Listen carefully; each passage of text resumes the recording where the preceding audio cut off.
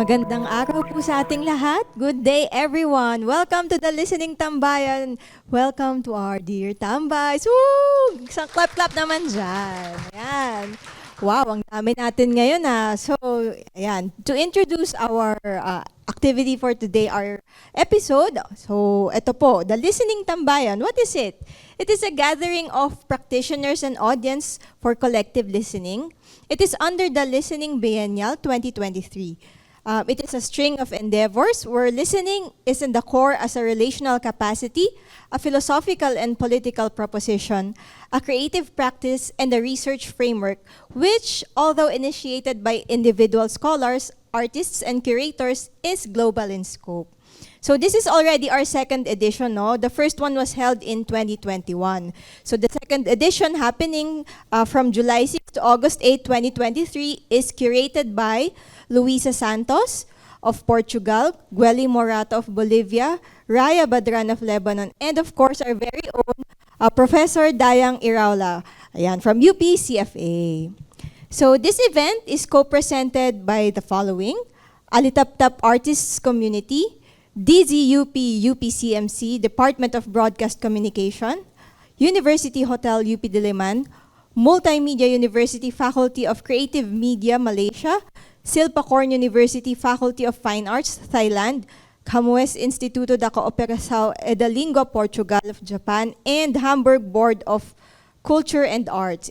It is also sponsored by the University of the Philippines Diliman, Office of the Chancellor, UPD College of Mass Communication, Goethe Institute Philippines, Japan Foundation Manila.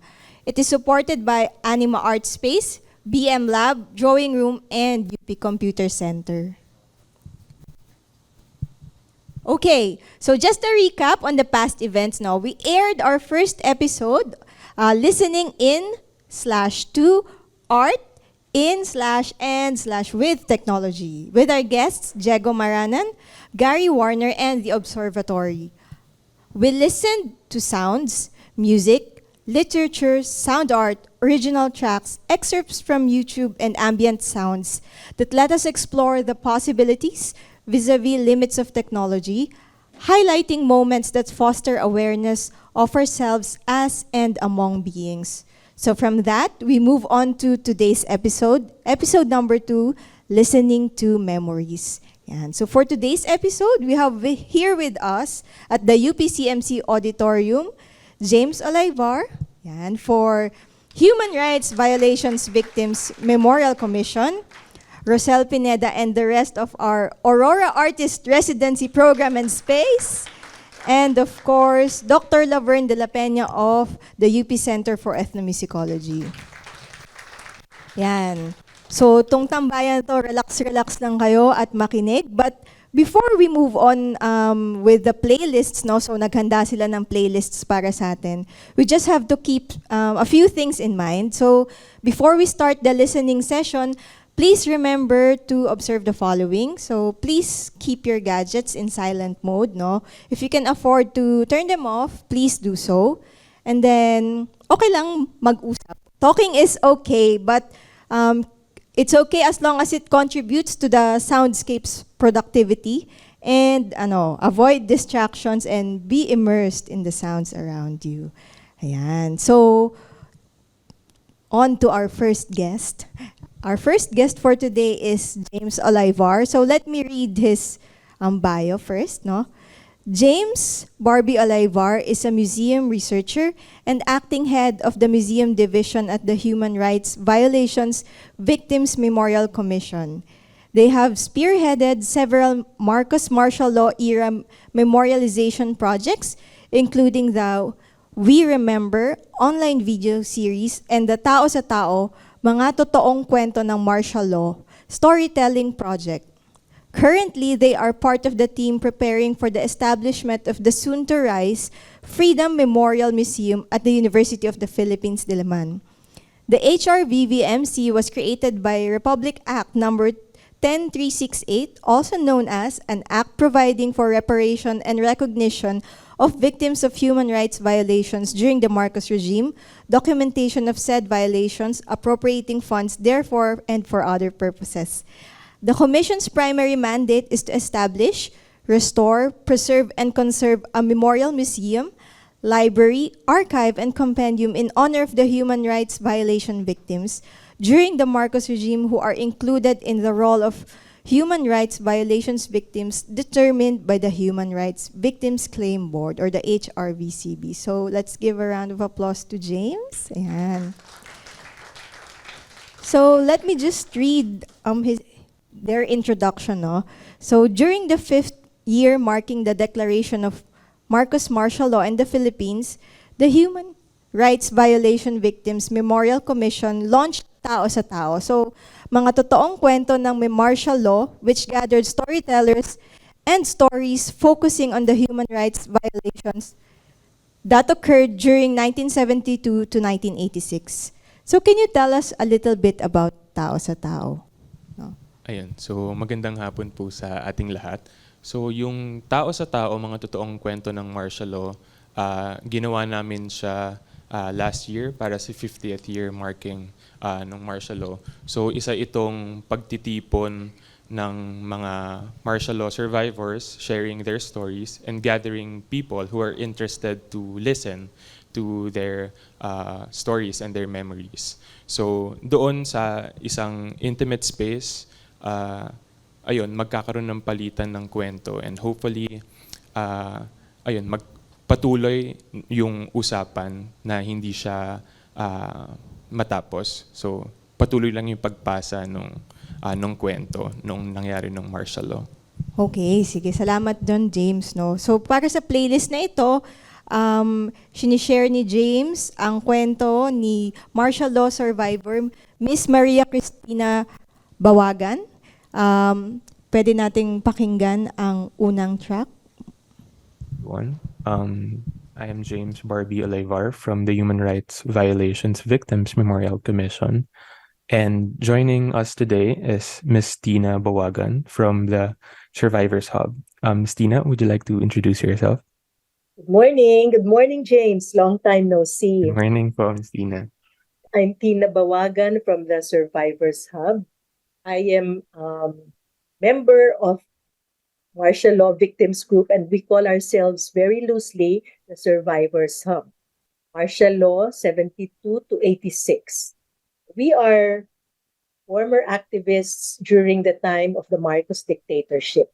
And here we have a sort of reunion, activists of different persuasions. And here we discovered that we could get together to tell our stories. Thank you, Thank you Ms. for Tina. having me, James. Thank you, Ms. Tina. So, today we'll be discussing Tao sa Tao, mga totoong kwento ng martial law, how it was conceptualized, and what are our insights. For me, as part of the organizers, and Ms. Tina as part of the storytellers in the project. I was wondering, James, how did you ever come to think of Tao sa Tao? Because I think it's a very beautiful idea. And thank you, Ms. Tina.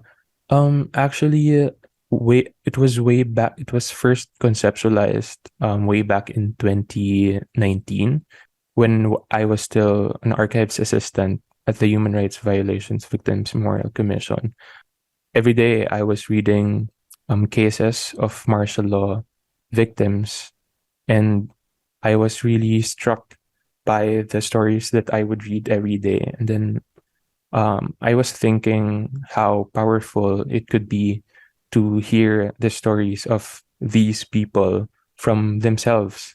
Because I thought these are not just docket numbers, these are not just statistics, these are actual people. So, and I also stumbled upon the concept of the human library.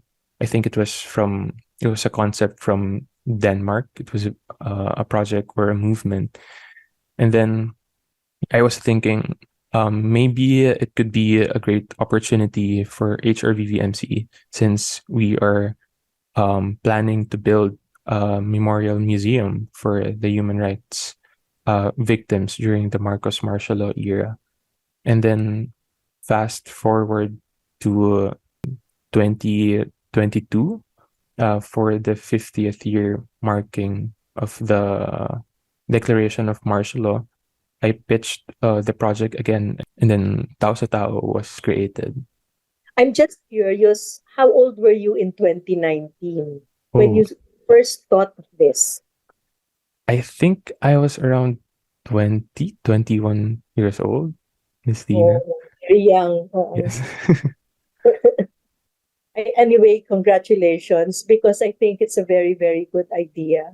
And I also noticed that in the HRVVMC website, you do already have some interviews similar, no, to this Tao to Tao's thing, where martial law survivors talked about their experiences, their horrid experiences during those days. Yes. Siguro po, I could also share the process on how we conceptualized Tao sa Tao for the 50th year marking the declaration of martial law. During the conceptualization process, we were thinking of how the storytelling would be, how it would be for the participants, how it would be for the storytellers. So the first thing that was important for us was to invite um, professional psychologists to guide the conversations because Miss Tina, you know it, when we were doing Tao sa Tao, it could get very, very emotional and triggering for others, not just for the storytellers, but also for the participants. So that was very vital for us to include psychologists. And then also the space that we will be doing the Tao sa Tao sessions. So we wanted it to be very intimate as much as possible. So we only limit around 50 people maximum. But when we first launched Tao sa Tao at the UP Fine Arts Gallery, it was only around 20 people per session. And it ran for around an hour and a half for each session. You know, Mhm. I think that was very important that you considered including psychologists, because I didn't realize that some of us victims were actually still undergoing the trauma. In my Mhm. case, kasi parang wala nang trauma for a long Mhm. time. But I discovered that some of us were still undergoing the trauma, and in fact, I know someone who requested that this be her last sharing because it Oh. was very Mhm. difficult for her. So, of course, we respect that. No? And I Yes really po. appreciated the fact na nag-share siya kahit paano. And then actually for some storytellers, I remember one storyteller, it was Sir Philip Cesara, I think, where Yes, he mentioned that in a way Tao sa Tao was a form of healing for him because there he was able to process what he went through and then share what he went through. I think it's um it's different when you share your story uh to a public or to others. I think exactly. Uh-huh. yes. Yeah, because hardly any of us ever went through counseling, or we never really went to psychologists who could help us out. So it was more through telling the stories over and over again that we received healing and Mhm. sense of liberation, that we are able to tell our stories. James, I'd like to share that aside from the fact that our tao to tao activities or events have hopefully enlightened some of the youth about what truly happened during those days of martial law. Another thing is that during the sessions, personally, I was able to meet a lot of fellow survivors who I Mhm. guess because they learned about the Tao to Tao, Tao sa Tao events, became interested and curious what it was about. And when they listened during lunch, they told their own stories, and now they are members of Members, Survivors Hub. survivors, huh? Oh, that was really happy that multiply yung Survivors Hub. Mhm. And, the Survivors Hub is also a way by which we get to accept each other. Because during martial law, we had our different ways of fighting against the dictatorship. And in those days, we were very, what do you call this? Feeling namin, our way was the best way. Mm-mm. Any other way wasn't a good way. But today we saw that we all exerted efforts the best way we could see, and we appreciate each other today. And we're friends, no? We're friends. And we are able to share, like you mentioned about Philip Susara. Actually, earlier we have been chatting with each other for a long, long time. And, he was airing a lot of the heartaches he felt of long During, ago. yes, well. I was surprised that these were some of the realities that I didn't even know. Mhm. But today we're able to accept each other. That's very good to hear po, no? That with a project like this, for me as an organizer or as an outsider, parang you have the chance to control your own narrative from your Yes. story. How would you like to tell it, and how would you like to share it to Mm. us? And even beyond that, of course, both of us were anti-dictatorship, Philip and I. Mhm. But even beyond that, sometimes I even tell the story about how I was able to reach out to my arresting officer and Mm. how we are friends today.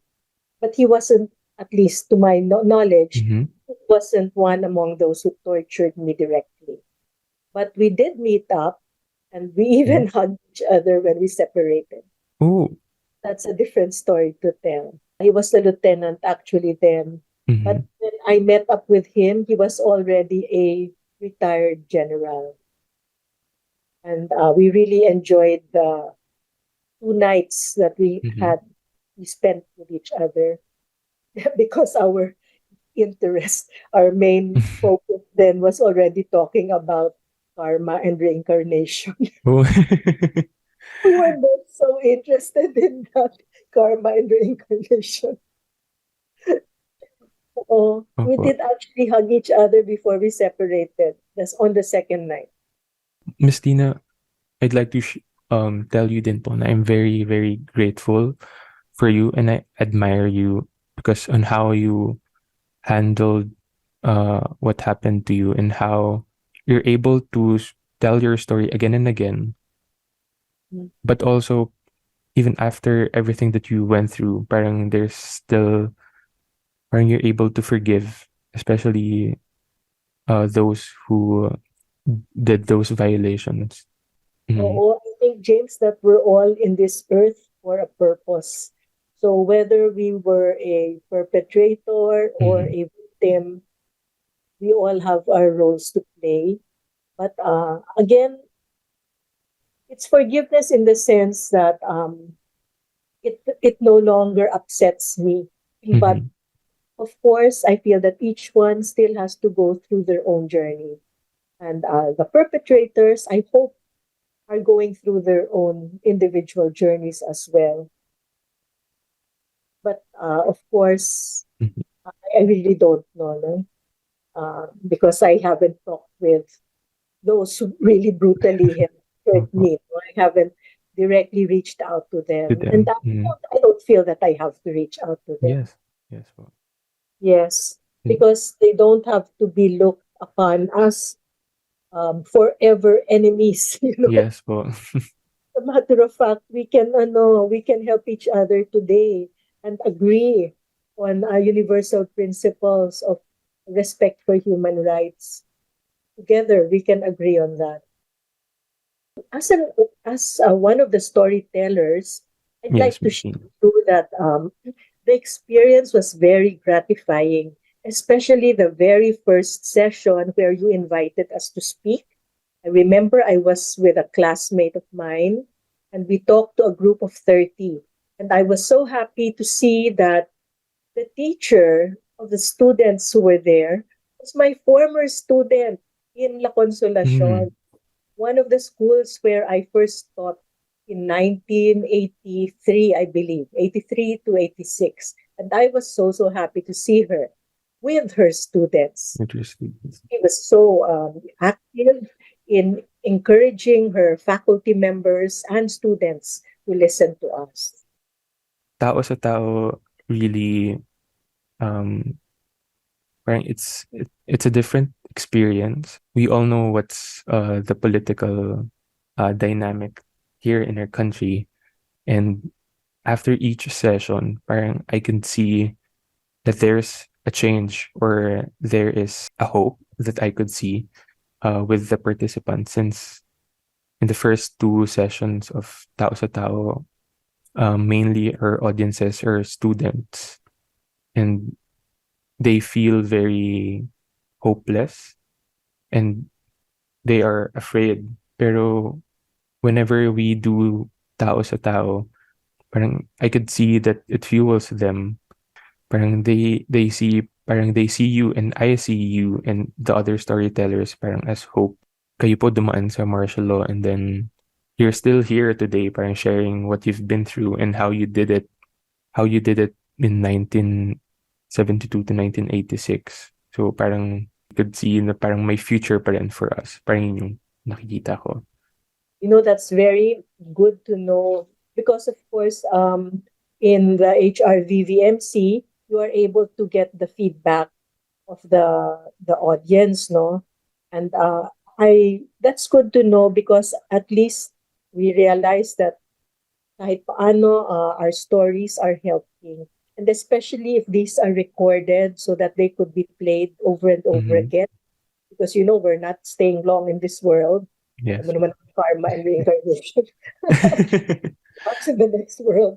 But it would be very interesting to know that our stories could be retold. Mhm. Whoever is willing to listen to them. I'm also curious, James, how you Yes, got Miss Tina. so passionate about this. And I've heard about your story in your family. Mm-mm. The contradictions within your Yes. family. So I'm just curious, why are you so passionate about this? Um, you mentioned, Miss Tina, that yes, in our family, growing up, my father would mention how he participated in the People Power uprising and how he was in the front lines, and then how he would mention that our grandfather was also a victim during the martial law period. He was detained. But during the election, there's a shift. I saw the shift and the effects of, I think it's the impact of social media in general. Oh, Yeah, so we so started believing in the golden age. yes po, all of a sudden parang overnight or parang in just a short period of time, parang yun, he changed his perception about the Marcoses, about what really happened during the martial law era. So it was very scary to watch how a person changed because of fake news and those machineries. So I think it's also one of the things that how I'm still working here and then in HRVVMC, and why I'm very passionate about this as well po. yung battle for memory and battle for the truth. I think it was also mentioned doon sa in a previous Tao sa Tao session that um it's very powerful when we're talking in person as people. Yes. Parang kasi on social media there's a lot of nuances that are lost. There's a lot of um parang bits of communication na nawawala. Pero when you're talking to a person um face to face, that's why it's also important for us when we're conceptualizing tao sa tao that it would be a face to face storytelling session because we want that sense of intimacy and yun nga po parang to capture everything kasi yun yung impact ng storytelling in person iba siya when you're talking to someone, for example over Zoom or over Facebook or Messenger. Mm. Gadgets aren't enough. Yes. To capture yung complexity of our human emotions. Oo, that's true. Kasi I also experienced way before the pandemic, I would tell my stories to my students. And there was one student in particular after who really hugged me, stayed after class and really hugged me. And I can't forget that. I think I'd like to share din po the interesting thing that happened when we launched Tao sa Tao first in UP Fine Arts Gallery. Mhm. Kasi yung UP Fine Arts Gallery yun po is facing the site where the museum will be built. So Yes, yes. so it's in a way because supposedly on the 50th year marking of the Declaration of Martial Law is also the opening of the Freedom Memorial Museum, but unfortunately that didn't happen. So yun then I think we were parang expecting po people looking for the museum or or looking for updates on what will happen to the museum now that Marcos Jr. won the election. I think it was very interesting din po that the first Tao sa Tao was launched just a few months, I think, after the election. And at least now there are positive first steps toward the Yes. construction, no? Demolition and then construction. Yes, and hopefully if natayo na po yung museum, there is a permanent space or a permanent space in the museum where martial law survivors or their families could share their stories to visitors. Parang Yes, oo. it would be a nice space for them and the public to talk about what happened and to pass on these stories, these memories. Thank you very much, Miss Tina, for sharing your insights and your personal stories as a storyteller, as a survivor. Thank you, James, for sharing your own personal story as well and the struggles you've gone through in working for the Human Rights Violations Victims Memorial Commission. And the concept of tao sa tao is very beautiful. And I hope that it really helps many of our countrymen to be enlightened about what happened during those days. Thank you very much, Miss Tina. Wow. Yun lang yung nasabi ko, wow. Because I was really listening to the track, no? So thank you for sharing that with us, James, no? So from something that is just audio, now we're going to a video. So kanina walang muka, ngayon makikita natin kung sino yung nagsasalita. So maybe let's go to the next one, Tao sa Tao, 2022 video. Yeah.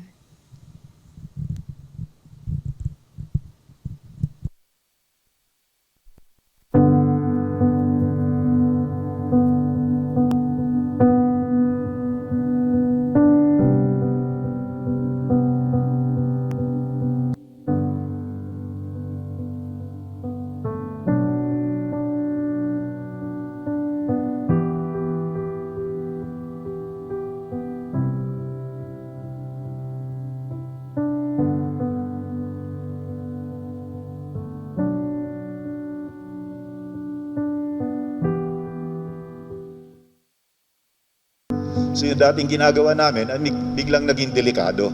Sabi ko, bahala na, basta magsusurvive ako. Kasi dalawa yung klase ng pagkakakulong dito eh. Isa yung sa isip, no, yung sa takot. Hindi mo magawa yung gusto mong gawin. Kinulong po ako sa Bikutan for 7 months na wala namang kakaso-kaso, ganun lang po. So regardless of my screams, it seemed that no one could hear. Siyempre, umiyak na ako. Sobrang, kung pwede lang ako mamatay ng oras na yun, yun ay sana na mamatay na ako. From that day on, hindi ko nga siya maikwento. Tinago ko lang siya sa sarili ko, pero Hindi pinag-uusapan sa pamilya namin.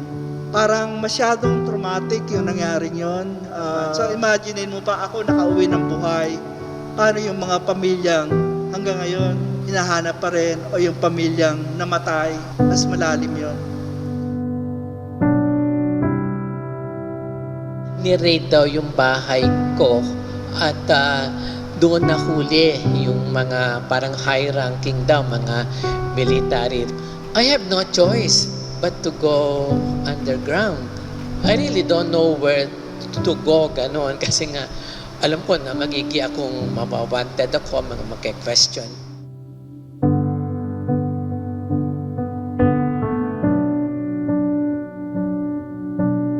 I never was able to admit that I was raped up until in recent years. Hinagis ako sa loob ng sasakyan. Diyan ka, huwag kang magsalita, sabi ganyan. Nakatutok sa amin ng baril. Walang magsasalita, walang titingin sa bintana. I got my own taste of torture. Piniringan, kinapos, talagang hit hard on my thighs until they turned black and blue. Iyak na lang ako na iyak. Tapos sabi sa akin, tanggalin mo yung panty mo.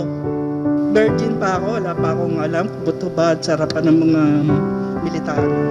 And then they tore my duster, they fondled my breasts, and eventually the next morning, inserted an object in my vagina. Ginawa nila yon sa akin, hindi ako aktivista. Simpleng estudyante. Kaya hindi totoo yung sinasabi nila. Kapag hinuli ka, kasi may ginawa ka, kasi aktivista ka. Nagkataon nandun ako sa maling panahon, sa maling oras.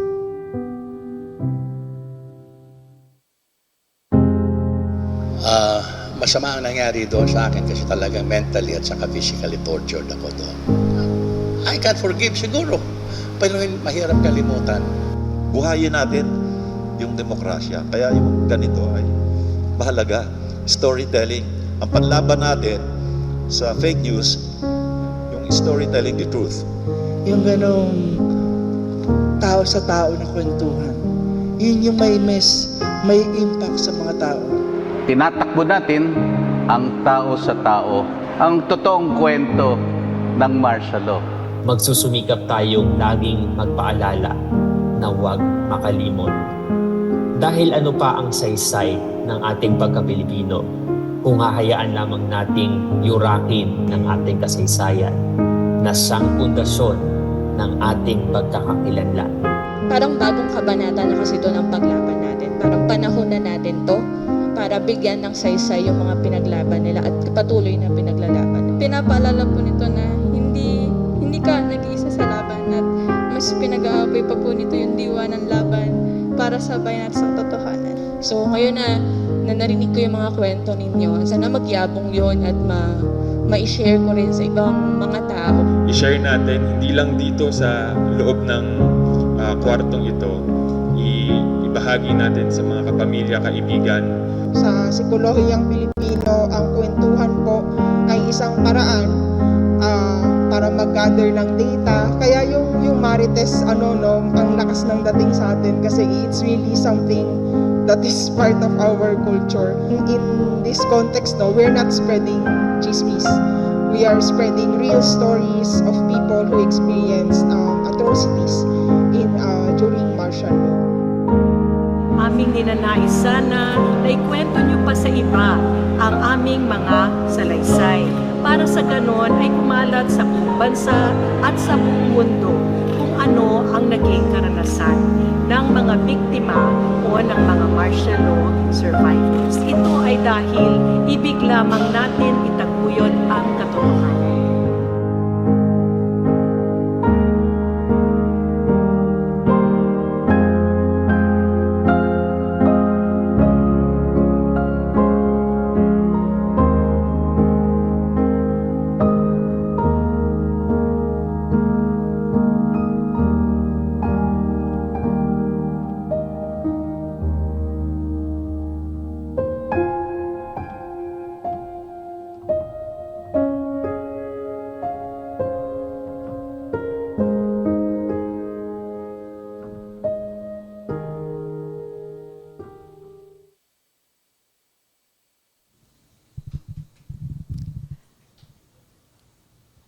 Maraming salamat sa pagbabahagi nito sa amin. Salamat sa pagiging bukas. Ang bigat niya. At sana hindi magtatapos sa tambayan na to, no? Pakinggan pa natin ang paulit-ulit. Salamat, James. Maraming salamat sa HRVVMC. Salamat sa tao. Ayan. So, from our first guest speaker, guest here sa tambayan, no? Let's move on to our second set of guests. So our second set of guests are right over here. Ang AARPS or Aurora Artist Residency Program and Space. So Roselle, take it away.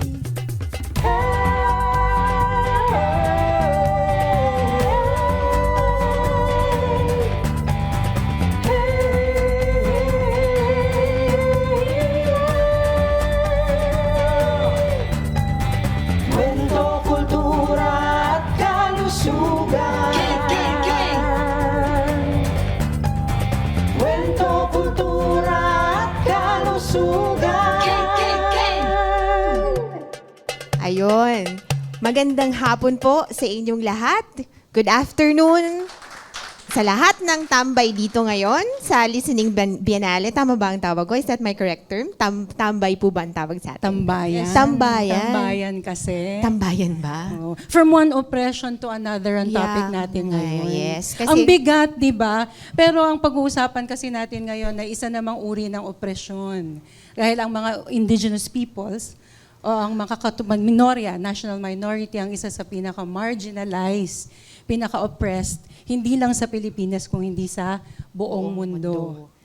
So, paano ba natin isi-segue ngayon? Paano nga natin isi-segue? Siguro, mapapakinggan nyo mamaya, no? Yung mga boses ng komunidad na to, ang mga dumagat community sa Aurora, at mapapakinggan nyo yung mga kwento nila, no, kung paano nila itinataguyod yung buhay nila sa pang-araw-araw at kung paano din nila na-overcome, how they overcame the lockdown or the pandemic in 2020. So siguro, let me just introduce myself. No, I am Angela Bagilat and I am part of a collective called Aurora Collective. So, the truth is, the Aurora Collective is composed of a group of friends, no, of all ladies. So we are all 6, and informally we call ourselves lady guards, no. So we are guardians. We protect and guard each other's safety. We are guardians of each other. We are guardians of the stories that we tell each other, the secrets that we tell each other, and most especially we are guardians of the projects that we advocate for, no. So pero formally, actually meron tayong formal na role. Oo.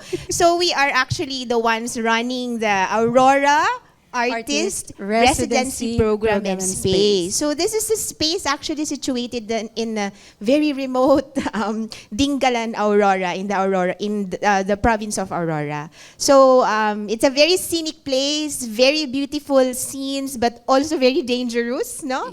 Yes, the oceans there are in the open water of the Pacific, no? So dinadaanan siya ng bagyo, and it's really may catastrophe siya pag dinadaanan ng bagyo. And it's also within the midst of a conflict area. Yes.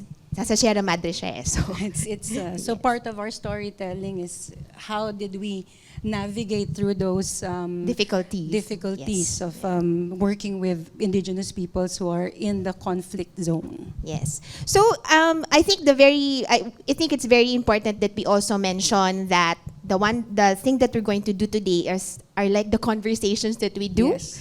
No? So apart from the AND or Adaw ni Dumaget KKK 2020, we had actually informal conversations that we call now formally Duster Discourse, no? Yes. So that's what we're going to do. Duster as in duster. Ano ba spelling? Nakapambahay kami. Kasi as you know, when you are in Zoom meetings during the pandemic, we are all in our house clothes, right? So kami, bilang babae kami daw. So, totoo? Kami ay naka-duster. Technically speaking. Naku, ibang usapan pa yan. Sorry. So ito talaga ganito yung itsura ng duster discourse. So ang mga kwento namin doon ranges from issues on age. Yes. Mga issues namin dahil matanda na kami.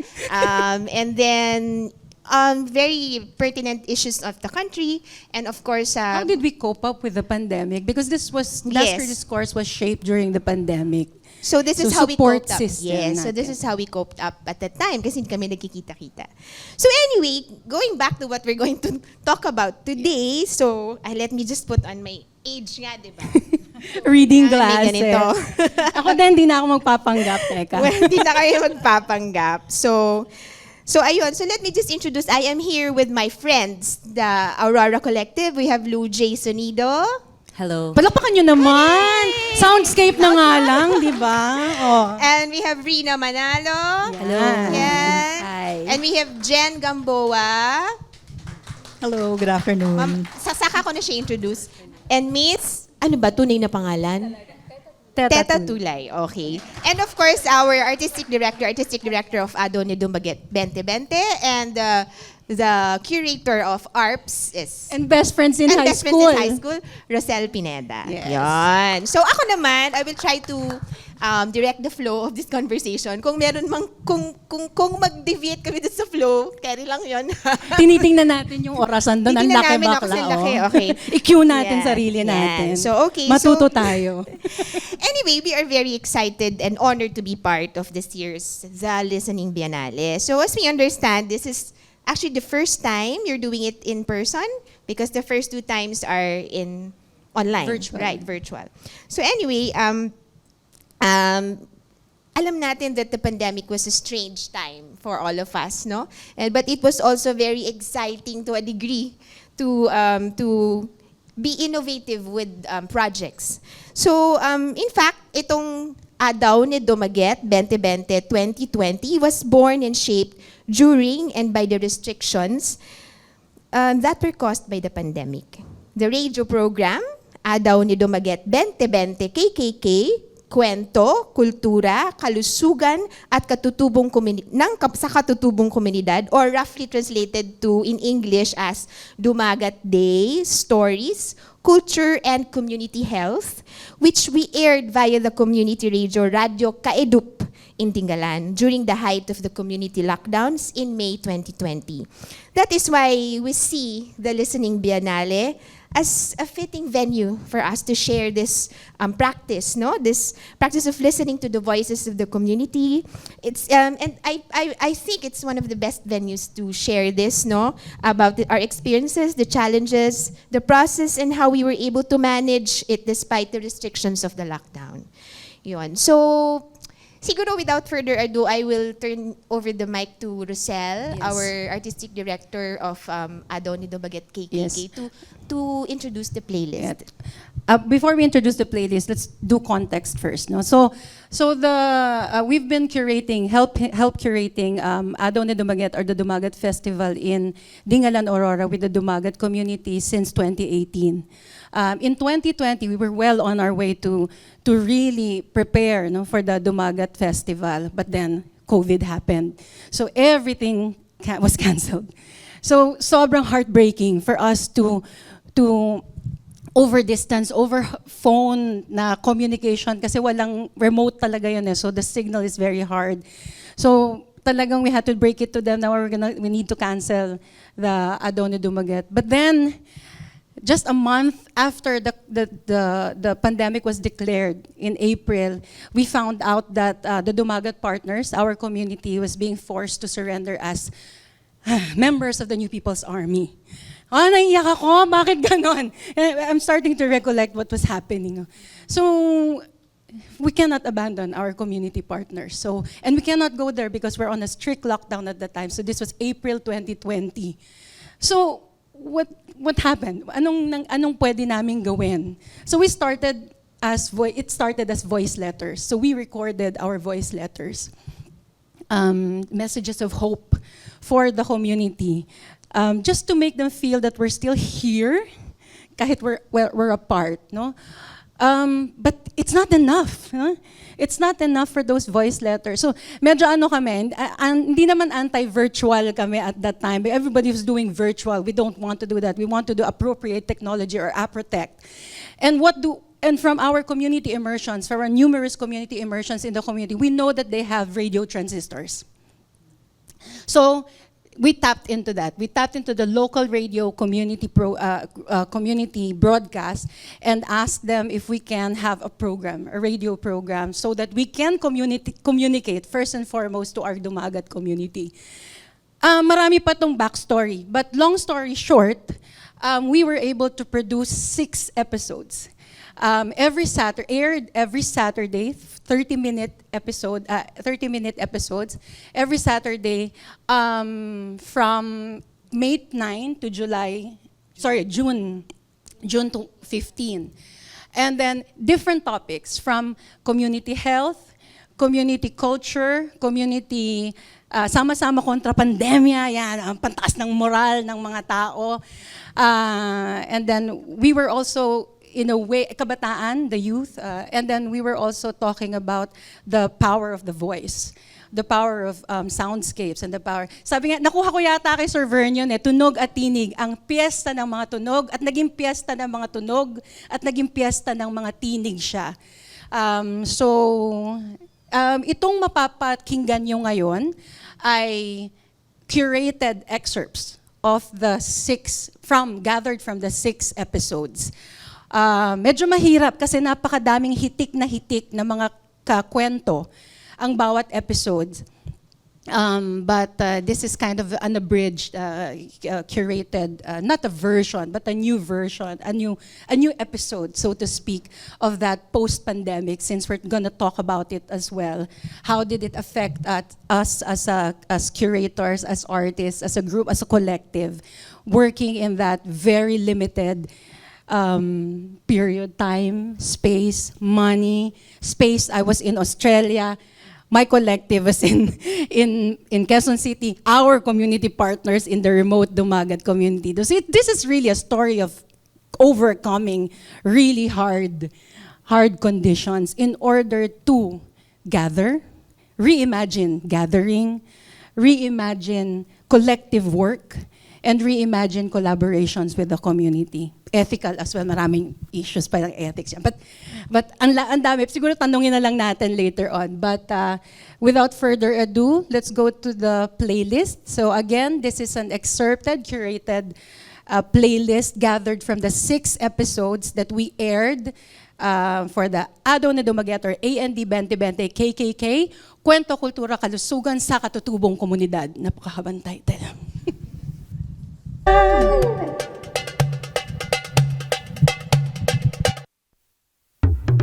Adone Dumagit. Sa pangunguna ng PACNED, at katuwang pa rin syempre ang ARPS, at sa basbas ng ating butihing IPMR at Mayor Sherwin Taay na punong lungsod ng ating bayan, ay isiselebra pa rin natin ang Adaw ni Dumaget 2020. Sa pamamagitan syempre ng radio program natin ito na Adaw ni Dumaget KKK, Kwento, Kultura at Kalusugan sa Katutubong Komunidad. Pero paano nga ba tayo magsasama-sama kung naka-lockdown at quarantine? Umpisahan natin kay Ginoong Journey Mendoza. Siya ang kasalukuyang tumatayong tagapangulo at tagapagsalita ng PACNED. Ang PACNED ay ang Konseho ng Kulturang Dumagat o Pasulo Sagkaden a Kinasagipoan ni Dumaget. Ang hirap na. So, Chieftain Sunny, kumusta ka na po? Bumati po muna kayo sa ating mga tagapakinig. Magandang umaga po sa inyong lahat. Ako po si Journey Mendoza, tagapangulo po ng PACNED. Ang PACNED po ay ang Konseho ng Kulturang Dumaget dito po sa bayan ng Dingalan. Meron akong tanong, Chieftain Sunny, bakit po natin to ginagawa na Adaw ni Dumaget sa gitna ng lockdown, at bakit kaya mahalaga ito na magkaroon tayo ng ganitong uring pagsasama kahit na may quarantine? Sa tingin ko po ay napakahalagang gawin po natin ito sa kabila po ng mga ganitong sitwasyon ng ating bayan. Sa kasalukuyan ang halos sa karamihan po ay hindi makalabas. Subalit Sa tingin ko po ay kailangan natin gawin ito sapagkat napakahalagang bagay po ito sa buhay nating mga dumagit dito po sa bayan ng Dingalan, yung pong kasama-sama. Kahit po sa pamamagitan man lang ng boses sa radyo, maipahatid po sa lahat na ang kahalagahan po ng Ado ni Dumagit sa buhay ng mga katutubo dito po sa Dingalan sapagkat ito po ang ugat ng pagkakaisa, pagsasama-sama, pagtutulungan. Sa kabila po ng ganitong sitwasyon at crisis na kinakaharap natin, kailangan po natin gawin kahit po sa ganitong pamamaraan. Oo nga, tama no? Mahalaga na meron pa din tayong pagtatanghal at presensya no? Sa buong bayan ng Dingalan na kahit na merong ganitong krisis, hindi naman siya magiging hadlang para tayo ay magkaroon ng selebrasyon. O init na yun na, mga kapwa ko makadumagetan. Di kita makadumagetan na ayon kitang mangmang. Di duman kita makalayaan, duman katang pala kakayahan na mag-inhalasyon, mag-isip ni Malaya. Malaya ayediin, ikita makadumagetan at ikarunongan kita, gagalingan, kultura, pati karapatan. Kwentong Komunidad. Magandang araw po sa inyong lahat na aming tagapakinig dito po sa Ka-Edu Radio. Ako nga po pala si Diana Escolta, ED representative po ng Bayan ng Dingalan. At binabati ko rin po yung lahat na kamag-anak namin sa Quezon, sa Pulang Lupa po at sa Singawan na nakakaabot po ang estasyong ito. At nagpapasalamat po kami at nakilahok kami sa ganitong pamaraan ng pagdiriwang namin ng Ado ni Dumagit. Magandang umaga po. Ako po si Jenilyn Magdaong, isang katutubo po dito sa Kabog Matawi. Isa rin po akong konsehal ng aming pamayanan. Magandang umaga po sa ating tagapakinig. Magandang araw po sa ating lahat. Ako po si Jenjen Oliedo. Ako po ay kasulukuyang tumutulong sa pagturo sa ALSA Adult Literacy sa aming komunidad. Ang lugar namin, magmula nang dumating si COVID, ay naging mahigpit. Isa rin po kami sa nag-aalala dahil dito po sa aming bahay, katabi na rin po ng highway. Sa aming palagay, hindi na rin po kami safe. Hindi na po kagaya ng dati na masaya po talaga, pero po ngayon nang dumating ang COVID-19, watak-watak na po yung tao kasi nga po yung nag-isip na rin po yung mga taga-komunidad na kanilang mga kaligtasan. Kaya sila na rin po yung nag-isip kung saan po sila pumunta. Kagaya nga po namin, kami po ay nakatira na sa bundok. Kasi ang unang-una pong pinatakot namin ay yung mga sasakyan. Yung mga sasakyan po kasi, posibilidad po iyon na maging carrier ng sakit na yan. Ay ako natotorture na sa balita pa lang sa TV. Saka dun sa mga mayat-maya dyan sa kalsada nag-a-announce. Tapos may mga hinuhuli na natotorture na kami rito ang aming isip. Hindi na namin din alam ang gagawin. Isa pa nga yung aming iniingatan, yung lalo na yung mga anak namin. Lalo na sa ngayon, umigib ka lang sa puso, kumabila ka lang sa bahay ng pamilya mo, sa karsada, huhulihin ka ng mga tanod. Lalong-lalo po ako, may anak po ako. Talagang nakakabahala po kasi kung anong balita, sari-sari pong nakakagipit na po ng aming utak. Ay kami pong mga tribo dito, ay kung may quarantine man pong sinasabi, kami po ng mga katubo ay may quarantine tanim. Simula nung may yung lockdown na yan, tapos nung wala nang pasok, nagsiyahon po kami sa aming mga kaingin at nagtanim ng mga pwedeng pangmadali ang pakikinabangang kakainin. Kasi sa bahay po kami magtunganga, nag-isip po kami ng hindi po kami lalo pong maguguluhan sa ganitong kinakaharap ng ating bansa. Tanim na lang po kami. Nung hindi pa nadating ang lockdown, napakaluwag ng sitwasyon namin dito sa komunidad. Andyan yung may pamimiwas kami, andyan yung may paninisid ako, andyan yung pupunta ako ng Pulang Lupa sa Quezon. Marami akong napupuntahan pero ngayon magmula nung nag-lockdown hindi na ako nakaalis dito sa Matawi. Susut-sutan ka naman. Mayat-maya ka dyan ng polis, ng tanod. Minsan niya, namili kami sa bayan dalawa kami sa sasakyan lang sa tricycle, pinapababa pa yung isa. Para po kaming nasasakal na dito. At sawang-sawa na ako sa sardinas. Oo, totoo lang naman yun. Wala namang limitado sa pagsasalita. Yung ginagalawan, nandun tayo. At kung ilang metro lang yung nakalagay dun sa home quarantine pass, yun lang ang dapat nating galawan. Ay, samantalang tayo naman ay hindi sanay sa ganun. Oo. Na may hangganan yung ating pupuntahan. Kaya nga ang sabi ay lahat ng natatanaw ko ay akin. Yung pamilya kasi hindi lang sa isang bahay yung aming tinuturing nila. Halos lahat po kami magkakamag-anak. Sa ngayon po hindi na namin nagagawa yung sorot-sorotan namin. Hindi kami sanay na, hindi nag-i-email parang galit-galit naman pag gano'n eh. Kaya sana po yung si COVID na yan ay umalis na dito Duduraan po namin si COVID. Ng mama na may maskada. Kami po kasing mga tribo ay marami po kaming gustong gawin pag wala na po yung lockdown. Ano po ang inyong pangarap sa inyong pamilya o sa inyong komunidad bilang isang katutubong dumagat? Maging isang malaya. Pare-parehas po kaming maging malaya. Grabe, nakakatuwa na marinig ang mga boses ng ating mga kachismisan sa Matawe. Sobrang nakakamiss. At bagamat may takot na dulot itong lockdown, medyo kailangan din maging mahigpit. Tsaka ang ganda din nung sinabi ni Diana na quarantine tanim, ano? Na sa kabila ng mga limitasyon at hirap natin sa panahon ngayon, ay pinapatibay ng mga katutubo ang kanilang ugat sa lupa, sa bundok, sa dagat at sa kalikasan sa pamamagitan ng paglinang nitong muli. Tunay ka dyan, ma'am.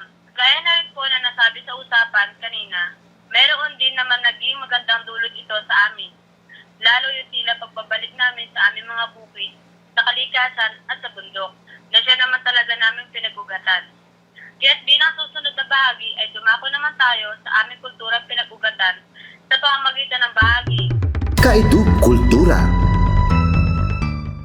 Isa sa mga awiting narinig namin sa isa sa mga dalaw namin sa Dingalan ay ang mga awitin ni Jezabel Friginal. Hello, Jessa! Magandang araw sa'yo! Magandang umaga po sa inyong lahat. Ako po si Jezabel Pena, taga Matawi po. Ako po yung presidente ng Nagkakaisang Kabataang Dumagat po dito po sa Cabog. Pakisalaysay mo naman sa amin ang pamagat ng ginawa mong awit at kung tungkol saan ito. Yung kanta po kasi na Di Ola Di Kami, ibig sabihin po kasi nun, dito lang sa amin. So, binuo ko po siya dati. Naisip ko po kasi na habang lumalawig po kasi yung kabataan dito sa amin, wala kaming kanta na sarili na ginawa namin. So, gumawa po ako na kantang dumagat na medyo modern na masasabayan ng mga kabataan. Napaka-importante po yun kasi habang kinakanta po namin yung kanta na yun, habang kinakanta namin yung sarili naming wika, ano namin na meron para kaming sariling amin. Yung sariling sa amin pala, kaya din namin gumawa. Pakinggan na po natin ang Di Ola Di Kami na handog sa atin na nagkakaisang kabataang dumagat. Di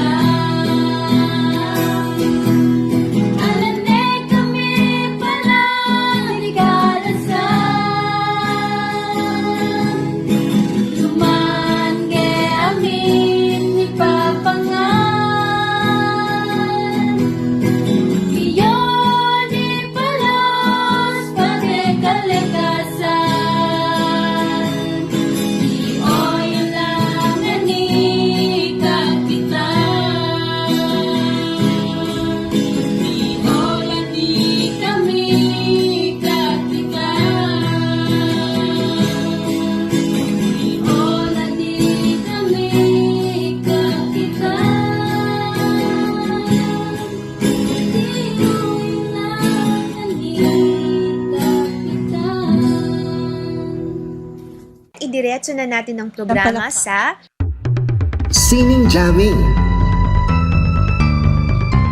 kung saan makakasama natin ang katutubong grupo na nagmula pa sa Hilaga o Norte sa bulubundukin ng Cordillera, ang grupong DKK o Dapayan T Kultura Iti Cordillera.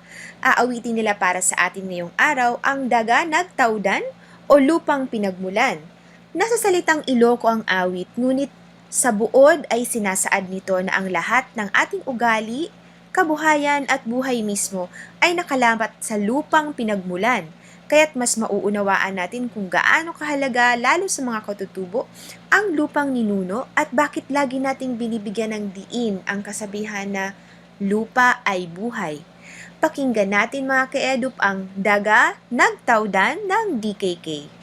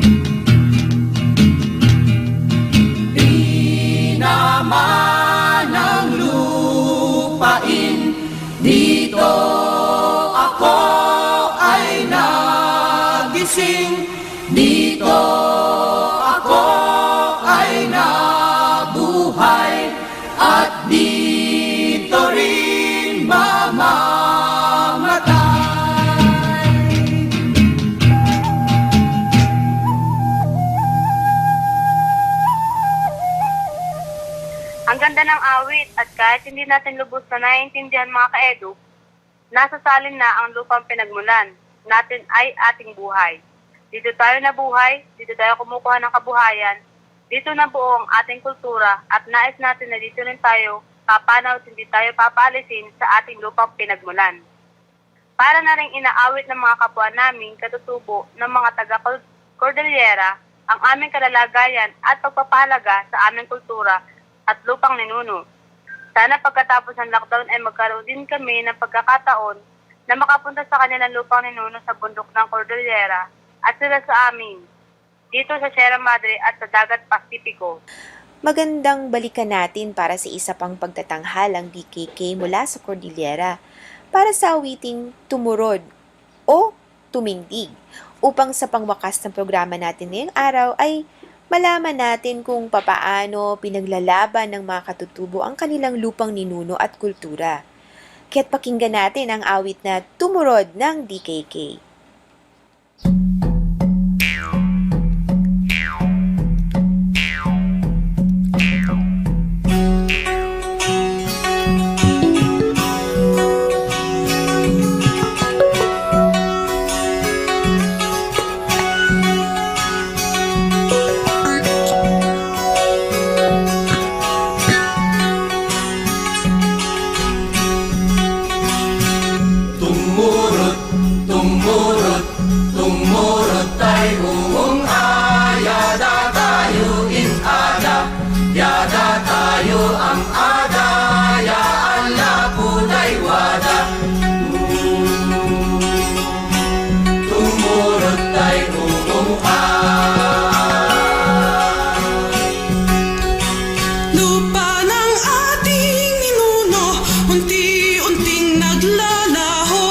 Sama-samang harapin, ipagtanggol ang lupain.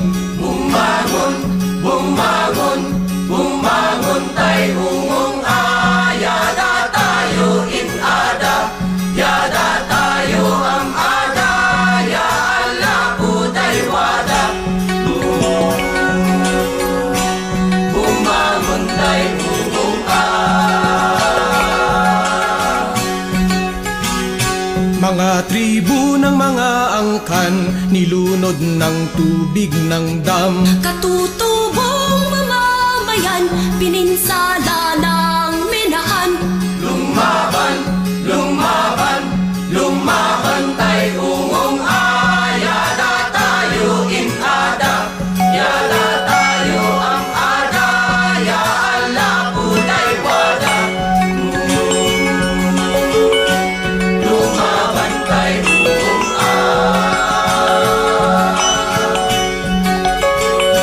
Lupa at kabuhayan, inaangkin ng dayuhan. Mga sakim na gahaman, palayasin at hadlangan.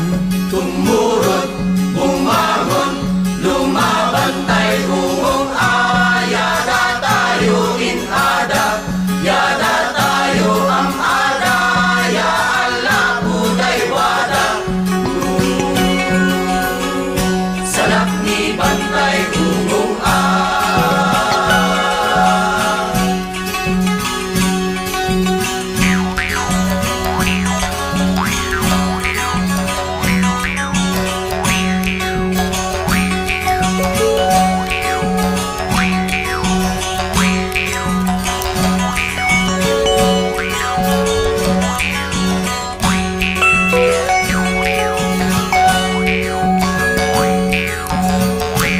Pabrabenge, kapayaw, kalinga, bontok, ipugaw, magahas na bumangon, kumilos at lumaban, tumurot, bumangon, lumaban tayo ungong yada tayo inada, yada tayo ang ada, ya Allah puday wada.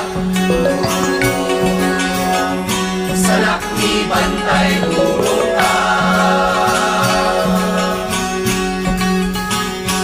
Pagmantay kang karayan, tawid ikay gorotan, talintagantay ilaban, bantayan salak ni ban, tumurot, bumangon, lumaban tayo ungong yada tayo inada, yada tayo ang ada, ya Allah puday wada.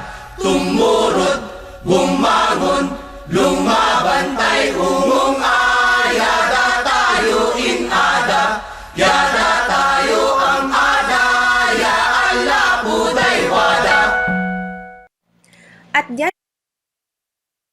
Ayun. So, bago ko mag-continue, before I continue, I would just like to correct myself in that pronunciation of the song of DKK. It's tumurod. Tama? Mali pa rin. But actually, it's Ibaloy. If I'm not, it's Ibaloy. So there's a collective, the Dapayan Kultura Iti Cordillera has a music collective called Salidumay, and they made those two songs. So, yun. So it's they make songs in Ibaloy and Ilocano, syempre. And that song is a fitting ending for this episode because, you know... Salakniban means... Yes. Defense. Kasi, Defense. so just, you know, ang adaw ni Dumaguete, every year, no, ang talagang itinataguyod ng mga katutubo doon is yung ipinaglalaban nila yung kanilang ancestral lands, no? At saka, yung pagtaguyod, no, ma-recognize, that we can recognize their culture and their tradition. Yes. So that's why, pinilit talaga namin, it has, during the pandemic, hindi pwedeng walang adaw ni Dumaguete, no? We really wanted to continue it for them, that fight. Yes. Right. So, in the tradition of Duster Discourse, and also in Ado din Dumaguete, we have a segment called Pasurot-Surotan or right. Kwentuhan. It's a community meeting. We revived it during the Dumagat Day Festival. So it's a community meeting that the community elders, chieftains, at saka mga iba pang mga cultural bearers and leaders ay nagsasama-sama upang mag-usap tungkol sa iba-ibang mga issues o usapin sa lipunan. Yes. Sa kanilang komunidad. Sa kanilang komunidad. Yes. So mahalaga sa kanila na pag-usapan to kanina ni Diana dun sa conversation nila. Parang paano naman mga pasurot-surotan namin dahil sa lockdown hindi nila magawa kasi hindi sila makalabas ng bahay nila. Correct. So mahalaga sa kanila ang pag-uusap, no? Pag surot-surotan, yun. Minsan nga kami ganoon na rin ang term na surot-surotan tayo. We're adapting the format of the surotan now in the Duster Discourse. Yes. So we're gonna continue on in our final segment of this episode. Yes. So anyway, yun nga, in the tradition of Duster Discourse, meron kami talaga parating parang kwentuhan, no? And part of that are giving reflections of how we see ourselves doon sa previous project, etc. So siguro each of us will give our own reflections. I will start before I-focus that. natin yung reflection kasi we're in the Listening Biennial. Yes, So of course. we're focusing the discussion on our experiences on listening and attention and how important that was, especially during the pandemic, and we're grappling with how we should gather, how we should imagine being in touch with people. How do we listen when people are far? How do we pay attention when we're also paying attention to and giving care to ourselves? So each of us will share very, very briefly. Short lang, promise. Very, very briefly. Dun sa aming mga karanasan. Yes. Kung paano nakatulong o naituro, ano ba naituro ng paggawa ng radio program na ito sa attention and listening natin bilang bahagi ng kolektibo. Siguro ako magsisimula. Ikaw magsimula. Ako mag-iiyakan tayo. Bakla. Well, I'm going to talk about my reflection on listening to the community. No, so I think it's fitting that I say the story of how I became this the one who listens to the community. Because during the lockdown, I was the only one here in Quezon City. Roselle, our leader, who is the one really in touch with the community, is in Australia at the time. So nobody is here. And prior to the pandemic, ako at si Roselle lang yung medyo nakaka-communicate sa community. And I don't know if you know how it is to communicate with community. You cannot go in there right away. You have to establish yourself as, somebody that they can trust.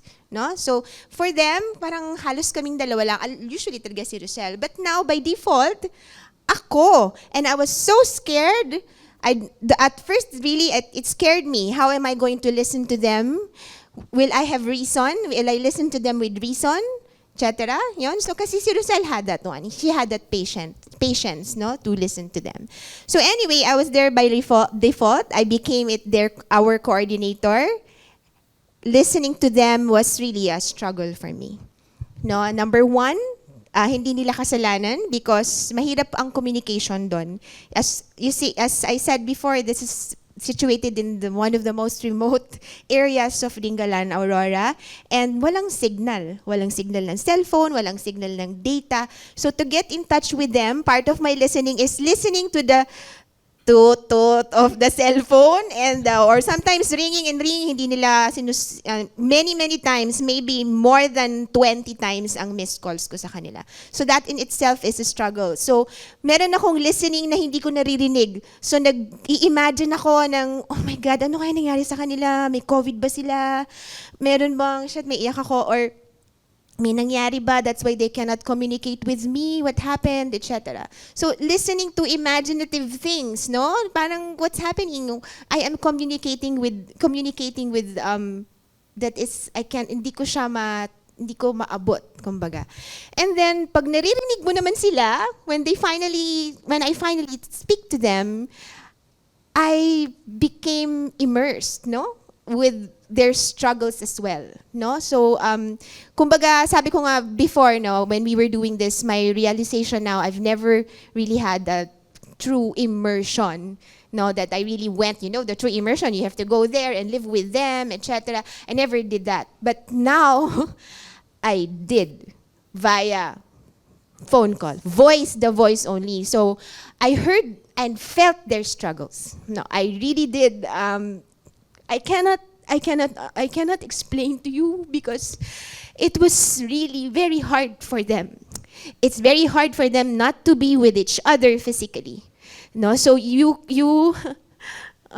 it's parang it really naging ano siya, hindi ko alam if it's a burden, but dinala ko yung struggles nila with me. So, it really became a part of me during the time. Medyo mahaba siyang time, from April hanggang June. That was really a long time to be in that situation and in the pandemic. Ayun, that's part of one thing, no, that I learned. Then after that, kailangan ko mag-segue into being the host of this this radio program. Because sino pang gagawa, no? I was the one interviewing them. I was the one communicating with them the logistics of things. So, sabi nila, ikaw na ang host. So, ako, by default again. Collective decision. Yeah, collective decision. So, ako ulit, and then that was my first stint as a host in a radio program. Pero gabi. Okay naman siya, di ba? Palapakan natin si Angel as a host. 6 episodes yon. Struggle sa pakikinig sa boses ko over and over again. Struggle dahil, shucks, mali yung pronunciation ko ng Tagalog. So maghahanap na naman ako, i-google ko, paano ba ito i-pronounce? So it's so hard for me. So, ayun. So the struggle to communicate with them and to detach myself also, because as a host, kailangan, medyo, how to direct the flow of the program na medyo seamless.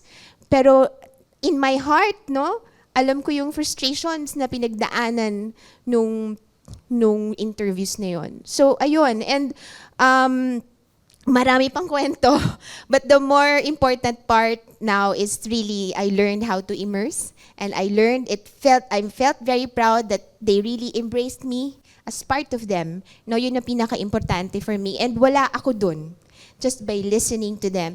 And now, listening to it again, no, it's sabi ko nga sa kanila, it's as if I'm there now, hindi going back. It's as if I'm there now, no? Not reliving it now, not remembering. So, it's a nice feeling. Naiyak ako actually.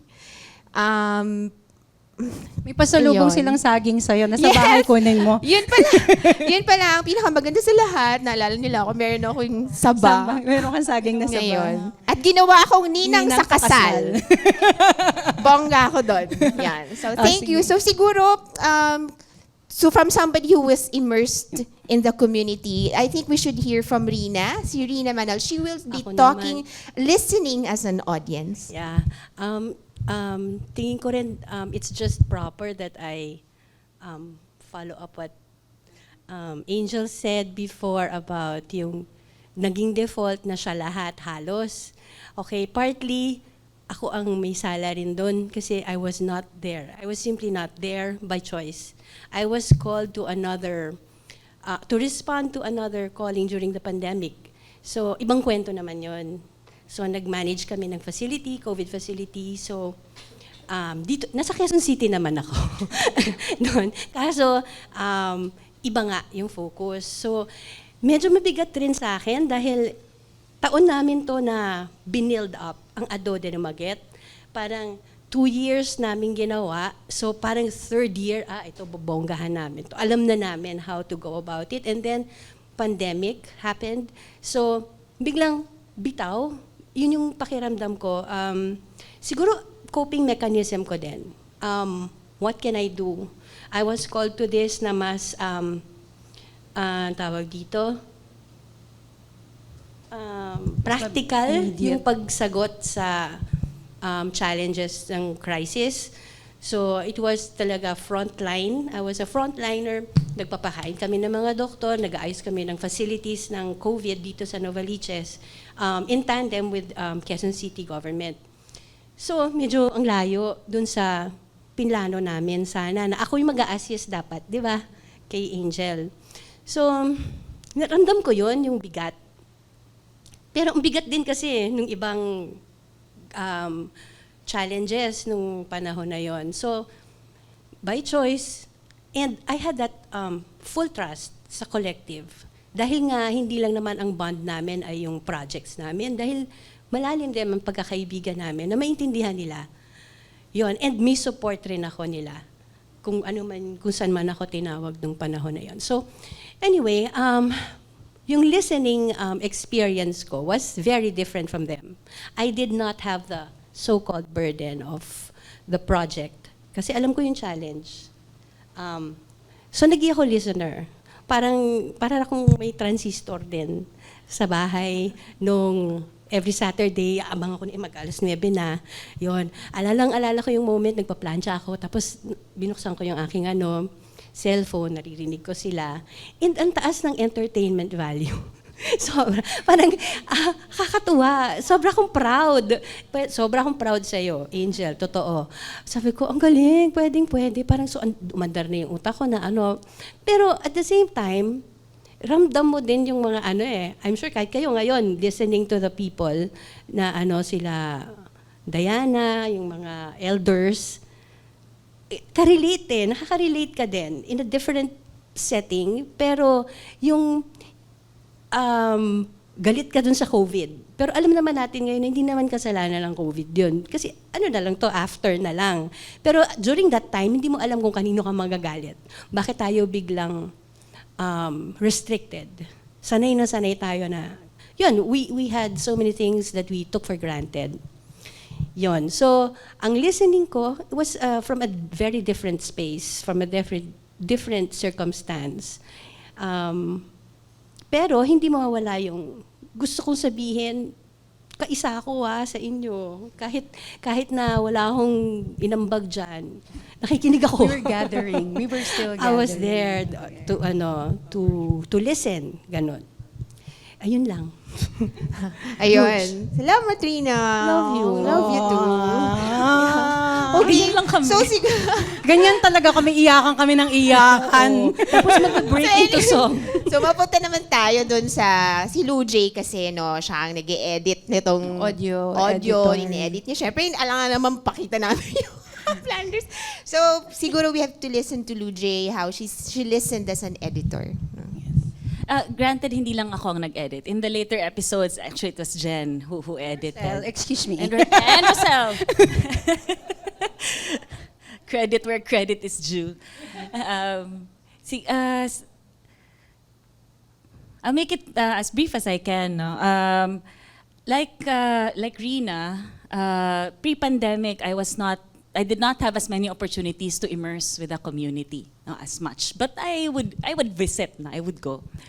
And then come the pandemic, because this group was really formed also because of so many multimedia collaborations, and that's how we know each other. So when we decided to take on this project, I was there as the editor, Mama R's default editor.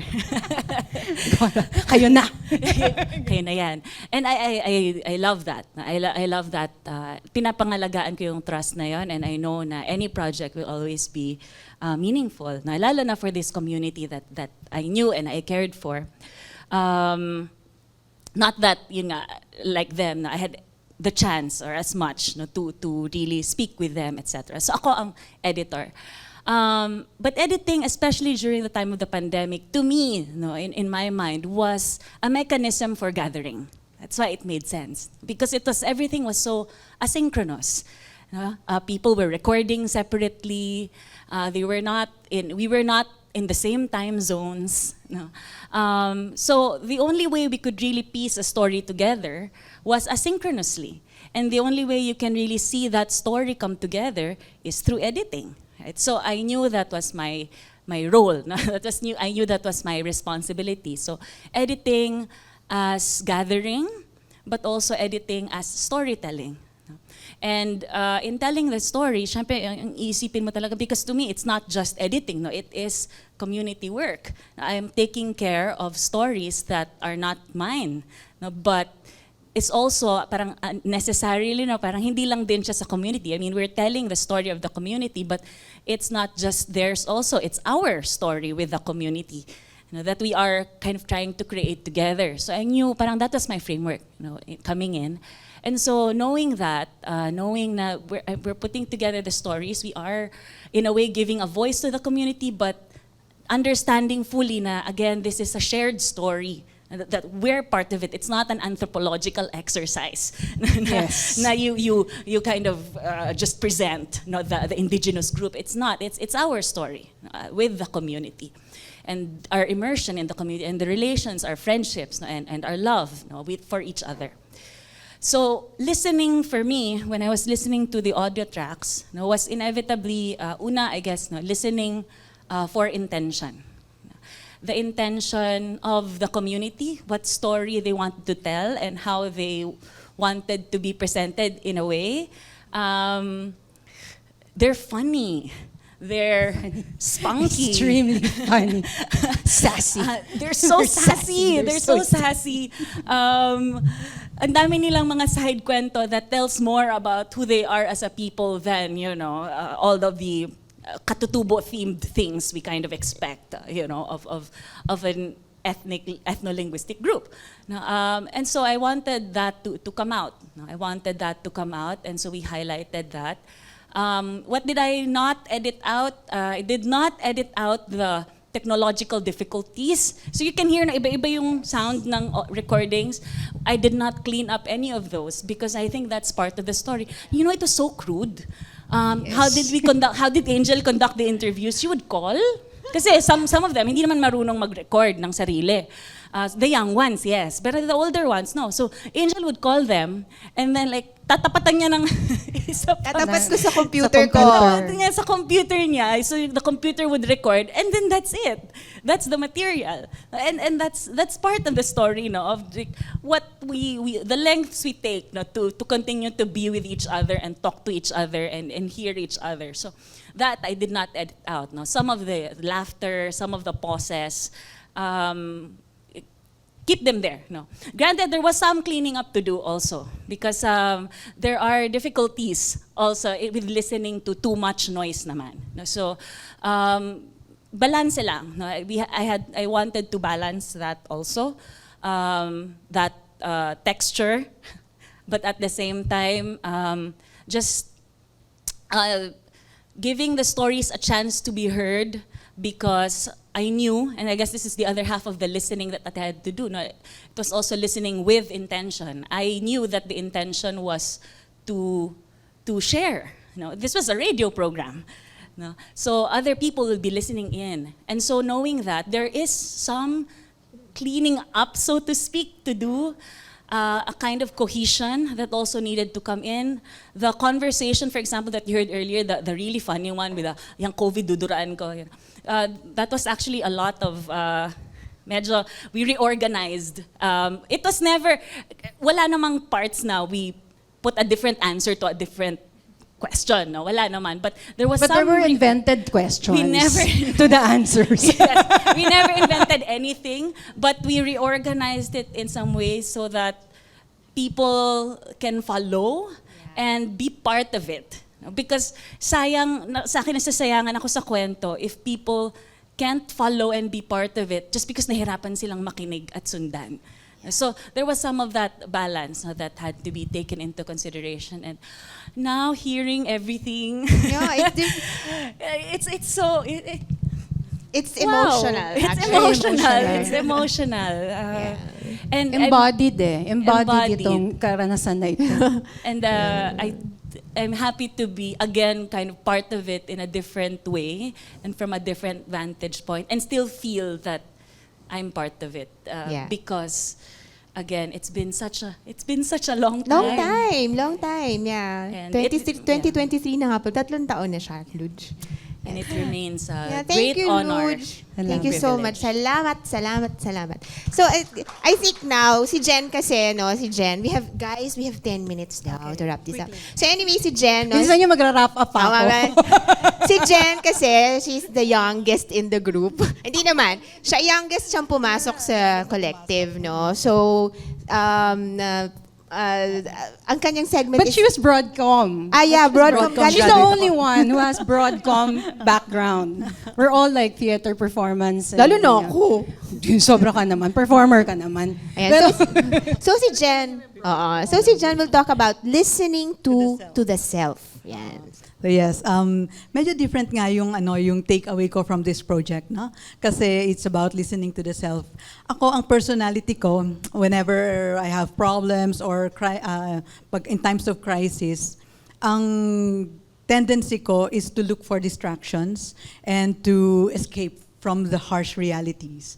No? So, and we know naman na during the pandemic, at that time, I was also in Australia, so very far away from my family. And I was your harsh reality. Yes, she was my harsh reality. She's my partner. so we were both in Australia, and I was hearing news about how the Philippine government has been handling COVID here. My family is here, and then we read news about how our Dumagat community, our Dumagat friends, were being taken advantage of by the military. And so it was I was very anxious. I felt helpless and powerless at that time. And so natutunan ko noon na hindi pwedeng mag-escape ako from reality ngayong panahon na to. I had to acknowledge the gravity of the situation. I have to acknowledge my emotions, and I have to do that in order to come up with ways to take action in whatever way I could, given the situation that I was in. Nasa malayo ako. So, nung ginagawa itong radio program na ito, since I was a Broadcom major, ako yung inassign sa pagkalap sa pag-produce ng news segment.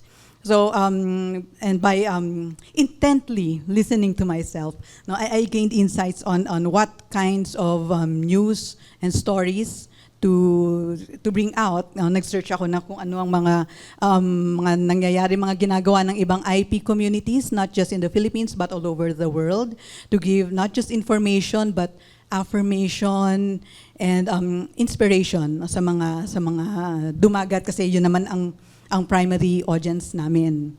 And then naalala ko nung last episode, I gave a message of not just solidarity but a reminder of the importance of the freedom of the press. Kasi at that time, yun yung na-ratify yung anti-terror bill. Okay. So, from this experience, natutunan ko that listening goes beyond external sources. True listening includes listening to your inner voices. Dami, voices. Tasalita sila eh. Inner voices, listening, acknowledging your emotions in order to take action and maybe find the courage to speak up and stand up for what you feel and what you think is right. Grabe, Jen. Tag-alayo na ng pinanggalingan mo. As in, congratulations at mabuhay ka. Puro tayo affirmation sa Kaya isa't nga eh. isa. Okay. Puro self-care. So ito naman po ay gusto natin pakinggan si Miss Teta Tulay sa kanyang reflection on listening to as a collective or to a collective. Yeah, ayan. Maikli lang to, promise. Hindi, siguro mula dun sa pakikinig sa sarili, no? Ang sa akin naman ay, yun nga, ang pakikinig sa kolektibo, yung sa grupo, yung sa bawat isa. Kasi yun yung naging pinakamalaking dagok sa akin, personally. Dahil siguro sa aming lahat, yung experience ko with collectives would be different, coming from art collectives, activist collectives, etc. So itong, akala ko parang madali na to. Yan. Pero hindi pala. Talagang bawat experience mo sa isang collective would be different. Pero at the same time, magiging malalim pa rin. Depende sa kung anong tingin mo. Ano nga bang kolektibo? Kanino ka makikinig? So, bukod sa pakikinig mo sa sarili mo, the harsh reality or the difficult situation of listening to everyone else. Kasi at that point, yun, personally, maraming nangyayari sa isa't isa sa atin, pero kapag tinira meaning merong critically, you have to listen kung ano yung sinasabi nila sa ginawa mo o sa nagawa mo para doon sa programang yon. Of course, I was there from the beginning naman, and I was also handling yung isa sa mga student artist groups from another school, yung Carillo. They handled yung mga kabataan. Yeah. Episode 4. Sorry. Episode 4, tama. That was episode 4. And of course, yung mga kabataan, syempre may ibang perspectives din yan kung paano nila gagawin dapat. Dapat miss ganito. Dapat po ganyan. So we tried doing that, or I tried to listen. I listened to them, how they wanted to make the program for that specific episode. Pero it turned out that it wasn't, quote-unquote, good enough for my collective. Meaning, hindi na ipalabas doon, ano nga ba yung sasabihin ng community? Pag narinig nila tong episode na to, who is speaking in this program? Kasi naging boses siya nung isang grupo. Kasi nga it was, syempre, you edit it and all.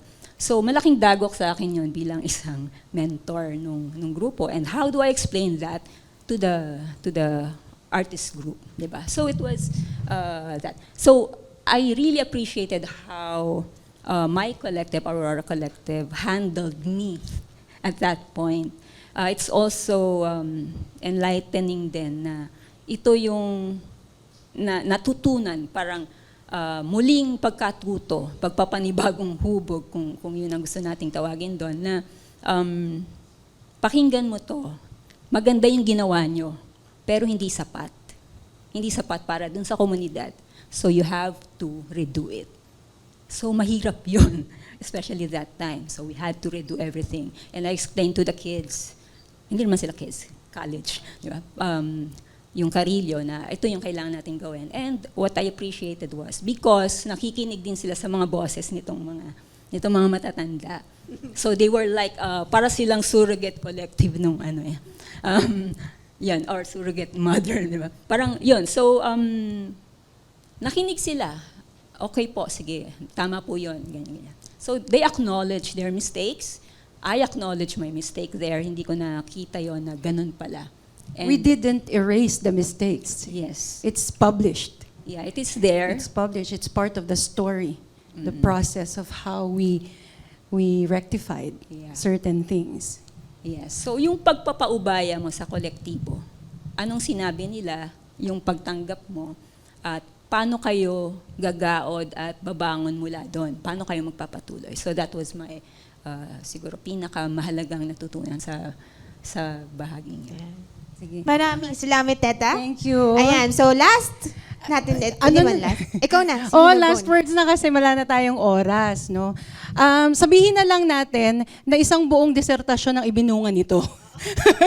Basahin na lang na. Kaya mahirap ipaliwanag talaga, no? Ang dami-daming question tungkol sa ethics ng collaboration, lalo na sa mga grassroots communities, curating difficult knowledge, like those stories that were hard to really tell and publish. How do you navigate that as artists, as activists, as advocates for supposedly minorities or discriminated and marginalized sectors? So maraming anggulo itong radio program na ito, including publishing our mistakes. Part of the ethical responsibility is to be really accountable for your mistakes. As a collective, as people who constantly say that we collaborate with communities. Pero siguro ang pinakamahalagang takeaway dito ay listening and attention is a constant practice. It happens in different circumstances. It happens in different forms, how we listen. Pero most importantly, after the pandemic, this has become highlighted. Listening as caring, attention as caring. And so, wag nating kalimutan that as a practice-based, practice-led community, nakong haba pa rin ng discussion sa practice-based, practice-led community, collective, importante na tinuturing natin na ang pagtinig at pakikinig, ang pagbibigay tinig ay bahagi ng constant na practice. Lalo na ang pagbibigay ng attention. And from there, we can shape our ethical responsibilities, our ethical considerations, our ethical decisions, and our ethical decisions in order to be able to come up with artistic productions, curatorial stories, research that are not only sensitive to, but really made in collaboration with the supposed communities that we are dealing with, that we are partnering with. So I think yun siguro yung last natin. And Q, i-end na natin ito. Maraming salamat sa inyo. Thank you. lahat. Maraming salamat. Na ito ng Adaw ni Dumaget 2020 KKK sa napakalakas na mensahe ng awitin na Salakniban o ang ipagtanggol ang katutubong kultura, karapatan at lupa. Adaw ni Dumaget.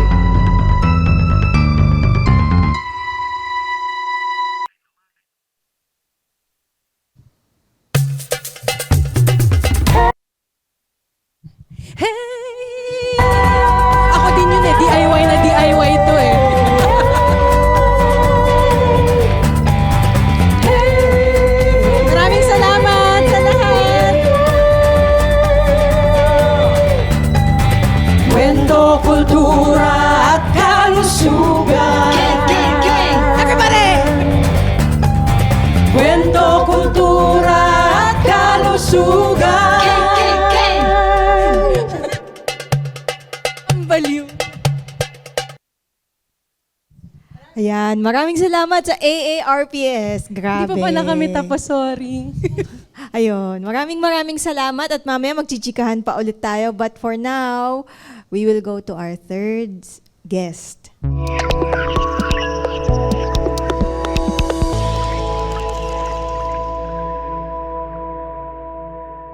Okay, so for our last guest for episode number 2, we have here with us Dr. LaVerne de la Pena. So just let me just read, kinabahan, joke. Let me just read a short introduction. No? LaVerne David C. de la Pena received his PhD in Ethnomusicology from the University of Hawaii at Manoa in 2000 as a degree fellow of the East-West Center. His doctoral dissertation was on the musical practices associated with the funerary rites of the Kankanae of Benguet, and through the years has written and presented papers on related topics focusing on the music cultures of the Cordilleras. He has also conducted field research on Philippine lowland musical traditions, particularly among the Tagalog of Quezon Province, and had pioneered a study on Pinoy hip-hop. Since 2016, he is the director of the UP Center for Ethnomusicology, or UPCE, and has authored the 5-year agenda of the Center dubbed Roadmap 2022.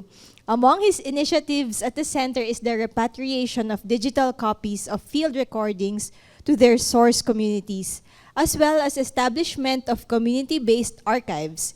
He has been Secretary General of the National Music Competition for Young Artists, Chairman of the Department of Musicology of the UP College of Music, and currently Dean of the UP College of Music. So let's welcome Dean Vern. Yan. Thank you, Ma'am Pat, for Googling that. And good afternoon to all the sets of ears listening to our Listening Tambayan this afternoon. Yes, and thank you, sir. So, ano po ba tong playlist nyo? Ano ba to? MUL quiz. The joke lang. MUL is music literature. Ayan. So, ano po ba yung nasa playlist po ninyo ngayong hapon? I have two goals for choosing this playlist. Unang-una, ang goal ko ay introduce kayo sa Jose Maceda collection. I'll tell you more about that later.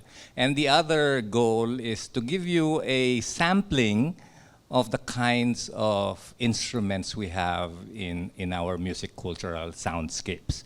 So number one, the Jose Maceda collection. Ano ba yon? Ang Jose Maceda collection, ang primary holding o primary collection ng UP Center for Ethnomusicology. Ang UP Center for Ethnomusicology ay nakabase sa College of Music. This is a center of research basta related sa ethnomusicology and other fields, related fields. At isa itong archive for sound, instruments, and paper collection. Bakit importante yung Jose Maceda collection? Dahil the Jose Maceda collection has been inscribed into the Memory of the World Registry of the UNESCO. Ano ba yung UNESCO Memory of the World Registry? These are the items, particularly mga documentary, mga recordings, video, publications that the human community thinks is very important, no? Sa Pilipinas, meron lang tayong 4 na nandun sa registry na yon. Isa yung kay Jose Maceda nga, isa yung paleograph collection ng Hanunoo at Palawan, may 2 groups pa. Isa ron din ang Quezon Papers, and finally yung recordings ng People Power from Radio Veritas. So yun lang 4. Actually, there should be more. So we should be more conscious na mag-nominate para doon sa Memory of the World. So to us, working in the center, this is like a treasure that was assigned to us to take care of. Isa itong malaking source ng stress for us, malaking source ng pride, pero malaki ding source ng stress, lalo na nung panahon na nagkakasunog at nagkakalindol and so on. Kasi we know how important the collection is, no? Now, the other goal I have this afternoon is to give you a sampling of the kinds of instruments we have in the Philippines, and these samples are taken from the Jose Maceda collection. So I have 2 kinds of instruments that I will let you hear this afternoon. At yung 2 kinds of instruments na yon basically are the most prevalent that you will find in music cultures in the Philippines that date back to pre-colonial times. Ito yung mga instrumento na yari sa bakal o tanso or bronze and brass instruments. At yung isang grupo naman, mga instrumentong yari sa kawayan o the bamboo instruments. Thank you, sir, for the introduction. So maybe let's already begin the playlist. So here is track 1 and then... Binari ka tito mami pagkulintang ama niya.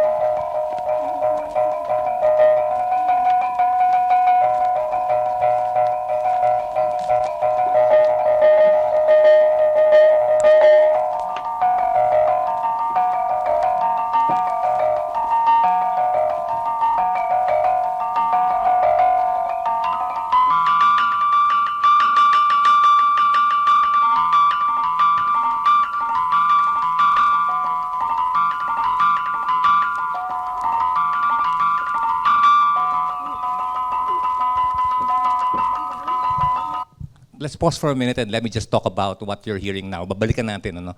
What you're hearing now is a kulintang from Cotabato. So, like I said kanina, I will be introducing you tracks from the Maceda collection. This is the earliest, the oldest track I have today, recorded in 1954 by Jose Maceda himself in Datopiang, Cotabato. And the person you're hearing is Mr. Amal Lamuntud. And Amal Lamuntud has been recognized by the Philippines as one of the greatest musicians that ever was known, became alive. Pero hindi ko alam kung nagawaran siya ng Living Treasure Award o Gamaba Award. Ang kulintang ay isang set of gongs or gong chimes sa Ingles o gong kettles na nakapatong sa isang frame. So, kagaya ng sinabi ko, dalawang klase yung i-introduce ko ngayon. Itong unang set, ito yung mga metal instruments. Can we play that again? Ito yung kulintang at si Amal Lamuntod ulit.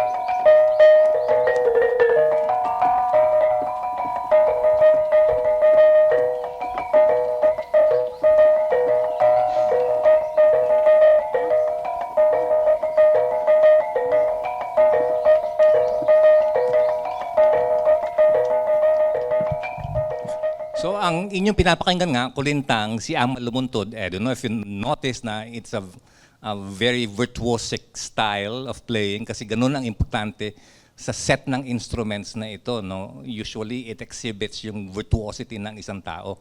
Pero more than that, itong metal instruments, kagaya ng kulintang, they are highly valued. Unang-una talagang mahal sila monetary-wise.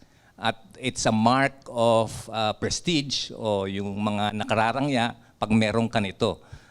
Pwede rin naman pag-aari ito ng town kasi nga hindi kayang bilhin ng mga ordinaryong tao. So yun ang importante. Bakit siya mahal? Kasi rare yung instrument dahil ang technology na ginagamit ay special kind of technology. No? Kailangan mo ng special expertise para mag-create ng metal instruments o gongs. Ang isa pang technical term na ginagamit namin ay knobbed gongs kasi meron siyang umbok sa ibabaw. So yan na ang unang uri ng metal instrument na gusto kong iparinig sa inyo. Yung pangalawa ay galing din sa Cotabato pero ito naman non-Islamic group, no? mga ata o matigsalog ang isang name nila. At ang maririnig natin ay isang uri ng agong. Ang agong, gong din yon pero mas malaki sa kulintang pero nakasabit. So there are two kinds now, merong nakapatong sa wooden frame at merong nakasabit. Yung mga nakasabit, mostly makikita nyo yon sa mga non-Islamic groups at usually mga nasa taas ng bundok. No? Yung mga Islamic groups, yung nakulintang na in a frame, yun yung malapit sa either malapit sa river or malapit sa dagat. So ito yung agong o tahunggo ang tawag doon sa ritmo na tutugtugin niya to be played for us by Makaria Mayaki, isa siyang 40-year-old noon na farmer, recorded in 1971 by Miss Maria Lourdes Logan. So ito ang tahunggo agong.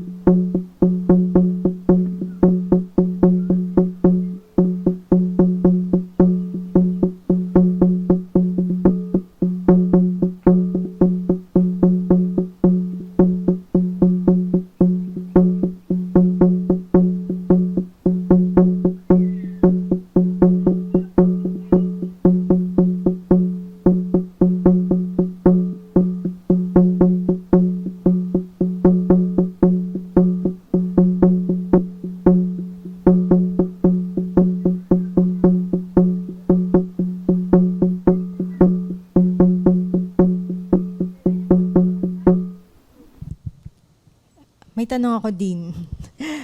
Doon ba sa recording, ilang agong yung ginagamit niya? Parang isa lang po. Isa no? lang, isa lang.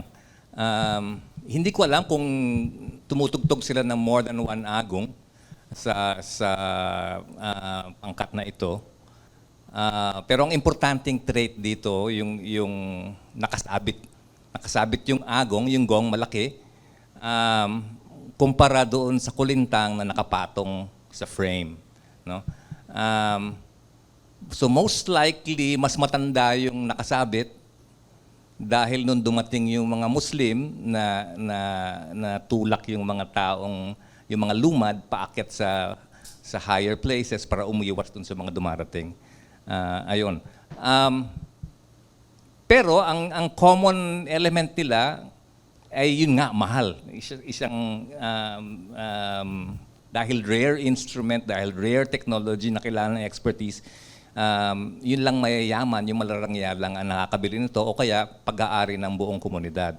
At pangalawa, it's for big occasions. Dahil malakas yung tunog ng mga metal instruments gaya ng kulintang at gaya ng agong, ginagamit sila sa malalaking celebration. Most likely, itong tahunggo, yung agong na narinig natin, ay may akumpanya sa dance. At yung dance na yon ay associated with ritual as well. So pangalawang bagay, bukod sa seremonya, ginagamit sa ritual. So merong somehow quality yung mga metal instruments na kaya niyang mag-communicate sa mga espiritu at ma-involve sila sa gathering. Sige po, thank you Dean. Sige. Actually, iniisip ko kasi na yung kulindangan natin sa college, kasama na yung agong dun sa kulintang. So, paano kaya siya nangyari? Maaari namang hindi naman totally mawawala lahat, pero yun sa ating kagaya ng sa Maguindanao at sa Maranao, yung kulintang pa rin ang bida, di ba? Yun ang main instrument, tapos parang accompaniment lang yung mga hanging instruments. No? So ayun, no? Yung susunod nating papakinggan ay galing naman sa Cordillera. No? Ang kaibahan ng mga metal instruments o ng mga gong sa Cordillera, sa norte, kumpara doon sa south, sa norte, flat ang mga gongs. Wala silang knob o wala silang umbok. Ibig sabihin, kasi yung umbok na yon ay nakakapag-focus ng pitch. So mas precise yung tuning ng kulintang. Itong pakikinggan natin ngayon, ang tawag ay gangsa, yun ang generic name. Parang relative lang yung pitch, no? Based on dun sa sizes ng instrument, mas maliit, mas mataas, mas malaki, mas mababa. Pero mas importante yung kulay ng tunog. At pangalawang importanteng factor dito ay yung gangsa sa norte ay tinutugtog ng maraming tao, isang instrumento, isang tao. Hindi kagaya ng kulintang na pwedeng virtuosic, soloistic, ito hindi pwedeng gawin yun dahil dikit-dikit kayo dapat sabay-sabay. So walang umaangat dun sa isa. Pero kagaya ng kulintang at kagaya ng agong, para sa malaking celebrations ito, at itong mark ng social prestige. So pakinggan natin itong Animit, ang title nung piyesa na ni-record ni Jose Maceda sa Sadanga noong 1967. Ang Sadanga ay isang bayan sa Mountain Province na ngayon ang tawag. In a ninit ghost dance,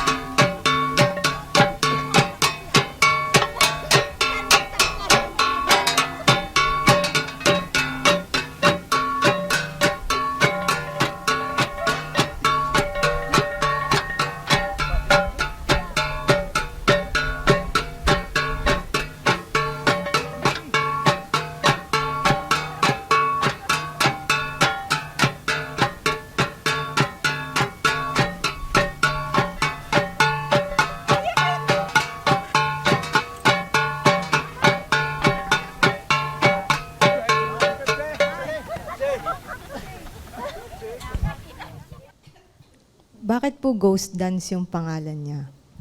Hindi ko alam kung ano yung original title, kailangan balikan ko. Pero Ghost Dance yung translation nung kanyang consultant na nagsalita. Ghost Dance kasi ang gangsa ay ginagamit pang tawag ng spirits. Bakit mo sila tatawagin? Dahil merong kailangan ng healing o humihingi ka ng favor, ng blessing sa mga anito. Yun yung ghost, yung mga anito. O kaya gusto mo silang maging parte ng isang selebrasyon, no? Kung saan merong animal sacrifice at merong libation, merong alak. Kaya kailangan mong tumugtog ng gangsa para marinig nila sa kalawakan at bababa sila doon sa gathering. At the same time, yung gangsa ay restricted. Hindi mo pwedeng basta-basta tugtugin. Bakit? Sige sir, bakit? Kasi nga bababa yung mga spirito. Hindi ba? Naalala ko po nung kami kala Sir Benny, kailangan pang mag-alay bago kami maturuan at kung hindi favorable yung response, walang fieldwork, bawal kami matuto. Oo nga, kasi parang nag-miss call ka, parang tumawag ka sa cellphone tapos hindi mo sinagot. Tumatawag ka, ginamit mo yung gangsa, pababa sila. Kaya ang mga tao sa Cordillera, hindi pinapayagang tumugtog ng gangsa na basta-basta na lang. Dahil pag dumating yung mga ghost, yung mga anito, at wala kang baboy, wala kang tapoy, lagot ka. Kaya restricted siya. No? Ganon din ang mga kulintang in a sense, at saka yung agong dahil associated sila with ritual at public rituals na prestigious. Sir, dapat pala lagi tayo nag-aalay sa college. Regularly, actually, nag-aalay ang college. No? Pagka-birthday nung aming founder ni Jose Maceda, nag-aalay kami somewhere, hindi ko na i-explain kung paano, pero naging regular tradition na sa UP Center yon. Now, yung gangsa is considered really precious. Nung araw, pwede mo siyang gamiting bride price, no? Pwedeng pambili ng asawa, at saka pwedeng pambili ng lupa, ng field. No? Hindi mo pwedeng basta-basta ipamigay kahit kanino at hindi mo pwedeng bilhin basta kung sino na lang porke may pera ka. Of course, nagbabago ang panahon ngayon. Nakakabili na rin ng kahit walang kinalaman dun sa language group o sa ritual yung bumibili. By the way, mga bontok yung ating narinig. But ganun ka-powerful somehow itong recordings na 60-year-old, 50-year-old, 70-year-old recordings na parang nadadala ka doon sa space na yun, ano? Para sa akin, more than film, kasi parang mas immersive siya eh.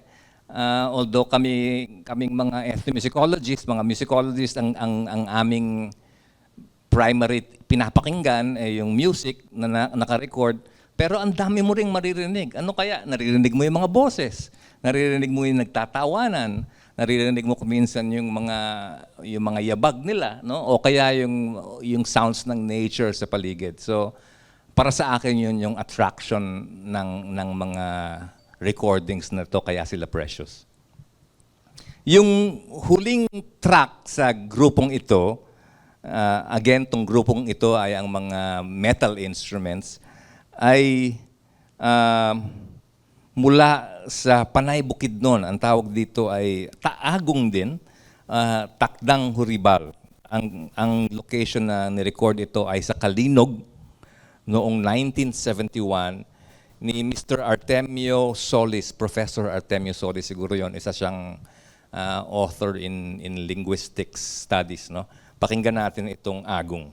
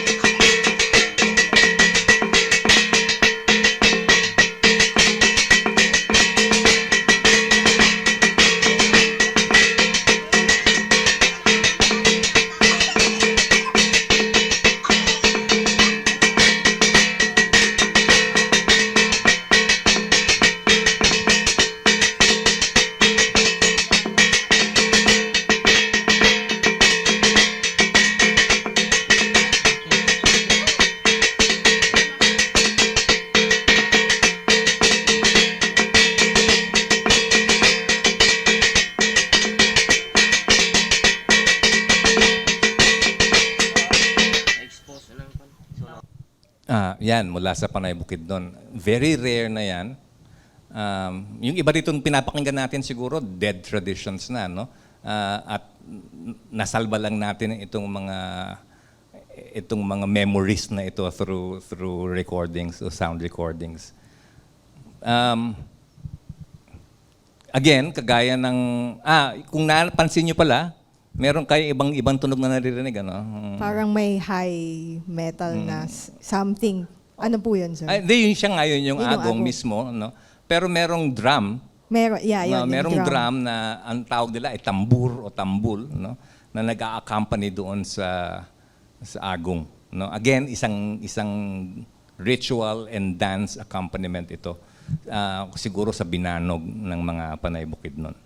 So ayun, in summary, itong metal instruments, whether from the north or from the south, ay mga highly restricted instruments. Hindi mo pwedeng basta-basta tutugtugin dahil meron siyang nakataling, kung hindi man sacred, ay restricted lang sa mga particular occasions na malalaking gathering, malalaking celebration, at saka ritual.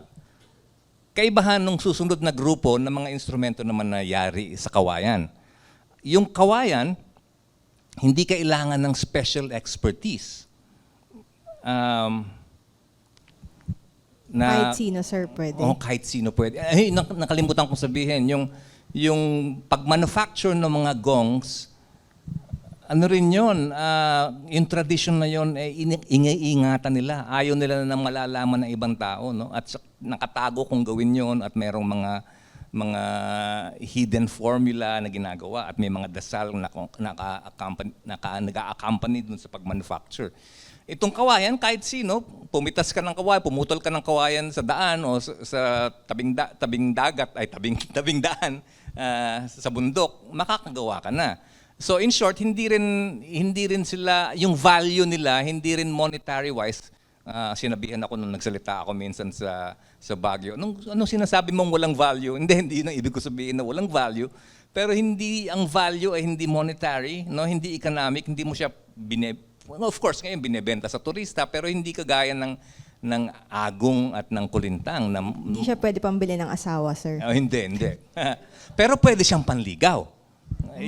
Pwede na. Pwede siyang panligaw, pero yung value niya, yun yung value niya doon. Ano? So pakinggan natin yung una ay, ano ba itong una nating track? Mula sa mga Aita ng Zambales. Kung hindi ako nagkakamali, wala ka nang makikitang ganitong tradition ngayon. Ang pangalan ng instrumento ay tabengbeng o tabengkeng. Isa itong bamboo zither. So ano yung bamboo zither? Yung kukuha ka ng isang tube ng bamboo, tapos i-strip mo yung bark niya para siya yung string, at yun yung either ipa-pluck mo na parang gitara o kaya pupukupukin mo with a stick.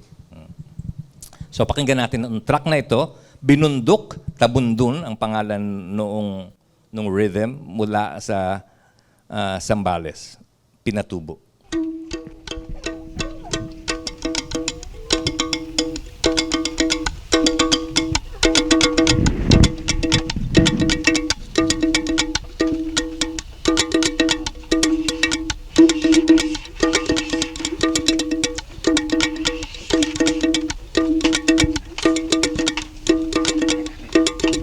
Sakit kita enggak.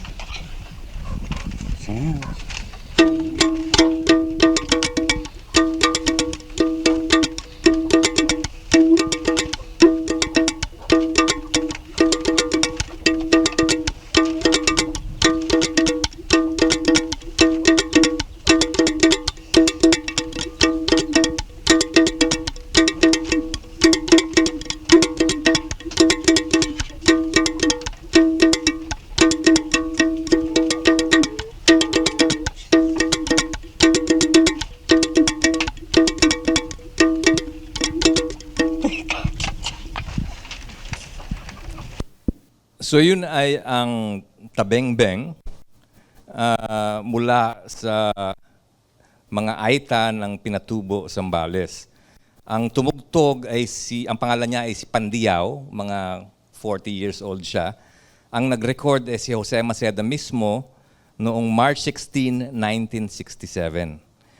Saan ginagamit itong instrumentong to? Wala, entertain ng sarili. Pag nagbabantay sa field o pag walang magawa, nag-aantay, tinutugtog nila to. So, for leisure and idling of time, yun lang ang importante. Hindi kagaya ng mga metal instruments na pangmalakihang okasyon. No? Ito, very personal ang use ng mga bamboo instruments. Yung susunod, ito for solo. No? Yung susunod, grupo din, at kawayan din, pero grupo naman ang tutugtog. Mula sa mga kalinga, ang tawag sa instrumentong to ay patangguk. Ang patangguk naman, parang bamboo pipe, kaya lang tinatabasan ng kaunti, kaya medyo korteng quill siya. No? At yun ay pinupukpok sa isang matigas na bagay, kagaya ng bato o ng kahoy. Pakinggan natin ang patangguk mula sa balbalasang kalinga.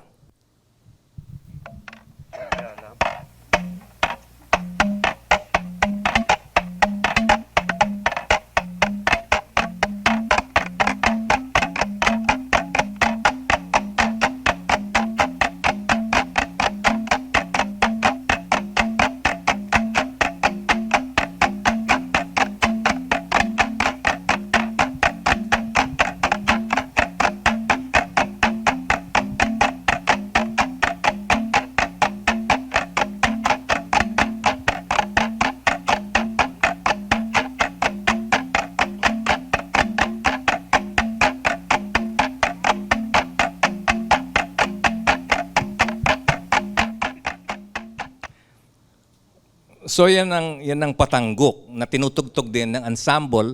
Ang interesting dito, yung rhythm na tinutugtog ng patangguk, pareho rin ang tinutugtog ng gangsa, ng metal instruments. Ang kaibahan, yung patangguk, pwede mong tugtugin kahit kailan. Hindi mo kailangan magpatay ng baboy, hindi mo kailangan maghanda ng tapoy, kasi ordinaryong instrumento lang yon. So pag nag-entertain lang yung mga bata sa isa't isa, o pag naglalakad sila sa forest, tinutugtog nila ito. Yung susunod naman, made of bamboo rin, ay isang flute. No? Ito yung una nating papakinggan na melodic na instrument, na wind instrument. Mula sa Cotabato, mga Manobo, ang tawag sa instrumentong to ay palundag. Isa siyang bamboo flute. Pakinggan natin. I am right now here in Bintangan, a pure Manobo community of about 6 houses. I am recording some of the musical instruments of the Manobo in this area. First instrument is the palundag, which is also found among the Magindanaos.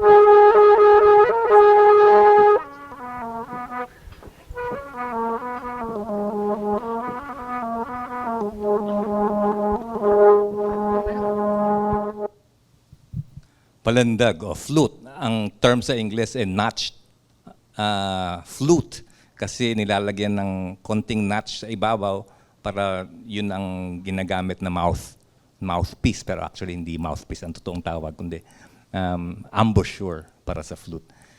Again, tinutugtog mag-isa para i-entertain ang sarili pag nasa gitna ng trabaho sa field o sa bahay. At ginagamit din, pwede rin pangligaw para naririnig it carries, the sound carries, no? Pero yung isang madalas gamiting panligaw ay yung susunod na instrumento, ito yung ating last track. At alam niyo na, siguro familiar kayo dun sa kubing o sa mouth harp, no? Medyo kakaiba yung instrumentong to dahil mahirap siyang i-classify. Paano ba tumutunog ang mouth harp? Wind instrument ba to o percussion instrument? Ito ay mula sa Lanao del Sur para sa mga mula sa mga Maranao. At ni-record noong 1970 ni Professor Nagasura Madale, isa siyang professor sa MSU. Pakinggan natin ang kubing.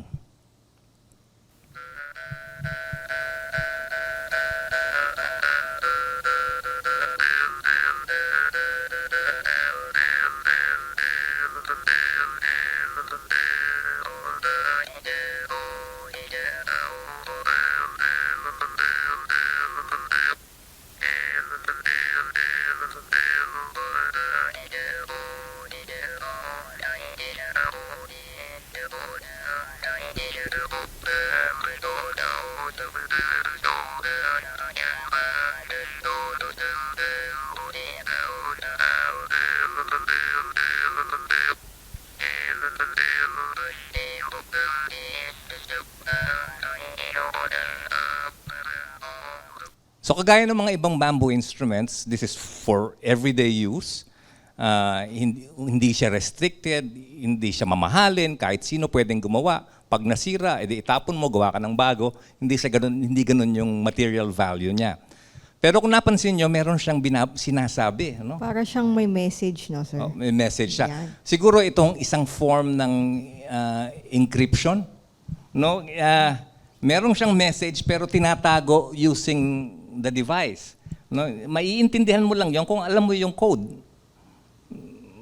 So, kung kaya mong, ano bang baliktad ng encryption? Decoding, decipher. Kung kaya mong i-decipher. Nung isang napuntahan ko, hindi naman sa Mindanao, kundi sa Mindoro, pinagbawal ng matatanda yung Joe harp kasi ginagamit na pangligaw tapos nagtataanan daw yung mga bata. Ginagamit nila sa gabi, hindi naiintindihan ng matatanda kung anong sinasabi kasi hindi nila alam yung code. So, ayun, yun yung...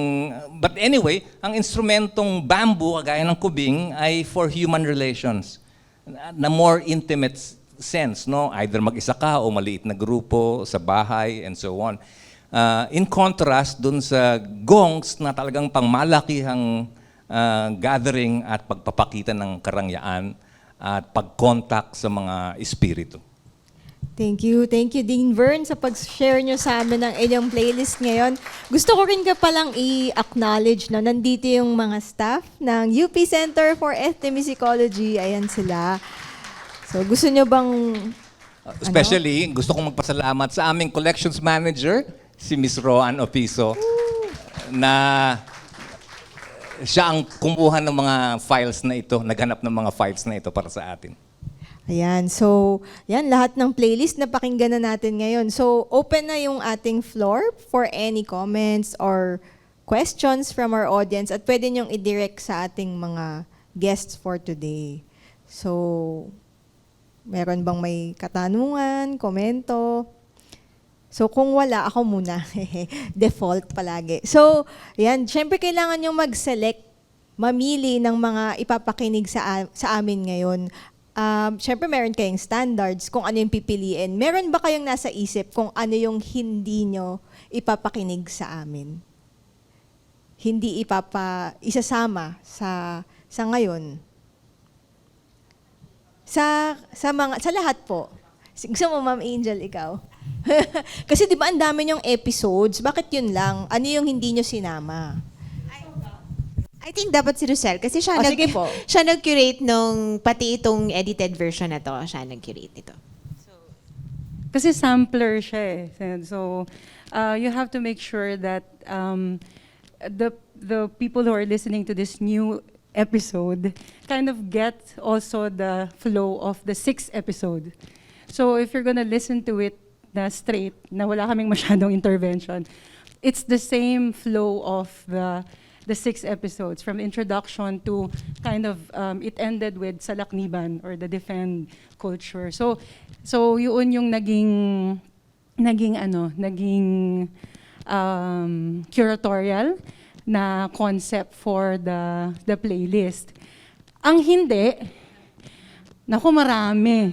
In my dissertation, I talked about the relationship of latent narratives. And mahaba itong usapan. Sige. Pero latent narratives and apparent narratives. So, kahit doon sa mga sinasabi itself, tip of the iceberg lang lagi yung mga ng storya, yung i-voice out. Mas marami ang hindi na sasama. Pero creatively, kailangan magkaroon ka ng gaps, sabi nga, kung i-deconstruct mo kung ano talaga yung what is presented, marami dong gaps and maraming inconsistencies and maraming mga mistakes, supposed mistakes. Kanina pinag-usapan namin yung textures na hindi malinis. Kasi part of that is to introduce to the audience that what you're getting here is not malinis na narrative. What you're getting is only a tip of the many narratives that are hidden, that are latent in what we are presenting. Marami yan, mistakes ng collective, ethical decisions, militarization in the area na hindi namin pwedeng isiwalat. Kasi there's real danger, not only to us, but to the community that we're collaborating with. So meron akong mga talks about, mga theories on spectral listening, yung mga ganyan, mga deep listening. Medyo mahaba siya, pero yung hindi pagsama, siguro ang gusto ko lang i-clarify, ay yung hindi pagsama ay bahagi ng buong naratibo, rather than exclusion. And this is a conscious, intentional, curatorial decision when you make something like a 30-minute episode. So you have to listen not only to what's being said, but yung dumi, yung noise na isinama dyan, yung soundscapes. Marami yan. Maraming layers ng soundscapes dun sa actual radio program that I inserted. Na nagko-communicate yung soundscape ng Wollongong, Australia, where I was piecing together the episodes, and the soundscapes of Dingalan, Aurora. So it's all these different sounds. And that's what I love about sounds and listening and attention. Because not everything is kailangang sabihin articulately in captured narratives. So pwede siyang talagang, at para sa mga marginalized, siguro, importante yun. Kasi napapaglaruan mo yung kung paano ka magbigay ng naratibo ng lumalaban, resistance, resilience, and all those. Thank you, Ma'am Roselle. James, do you want to say something? Ayun din, siguro yung sa amin kasi ang difference niya is listening to the stories of the people, listening to stories of violence and human rights violations. Katulad nga nung nabanggit ni Miss Tina, yung kausap ko doon sa naging conversation namin about tao sa tao, ilan sa mga sumali as storytellers doon sa sessions, hindi sila pumayag magpa-record, or kahit pumayag silang ipa-record during that session, pagdating doon sa part na ipapublish, meron kaming constant practice na ipaparinig sa kanila ulit kung komportable silang lumabas ito. Kasi iba yung during that time listening to a select public, and then iba siya kapag published na. So may isang survivor na hindi siya comfortable na ma-publish or marinig. And then pumapasok din yung concern ng yung data privacy, since alam naman natin na hindi pa tapos technically yung nangyayari, and maraming mga concerns tulad din ng nabanggit ni Mr. Roselle, na maraming concerns na pwedeng mangyari. So doon dapat laging may constant communication with the community that you are working with. Lagi mong papakinggan kung ano yung limitations, yung concerns, or yung ayun nga, laging may constant communication with them. And then, ayun, and si Miss Tina, kaya siya yung napili namin bukod sa siya yung parang kasama naming consultant sa HRVVMC. Siya rin out of the people na nakakasama namin na survivor na parang sanay na siya na ikwento and meron na siyang parang flow kung paano siya ikukwento. Selected na yung story na alam niyang pang sa kanya lang and yung kaya niyang i-share sa tao na alam niyang madaling maintindihan ng mga tao or sensitive enough na marinig ng mga tao. Ayun. Okay. Ako naman, ginawa ko lang nilagyan ko ng limits yung ipe-present ko. Unang-una, sabi ko, Jose Maceda collection lang kasi marami pang ibang collections sa UP Center for Ethnomusicology.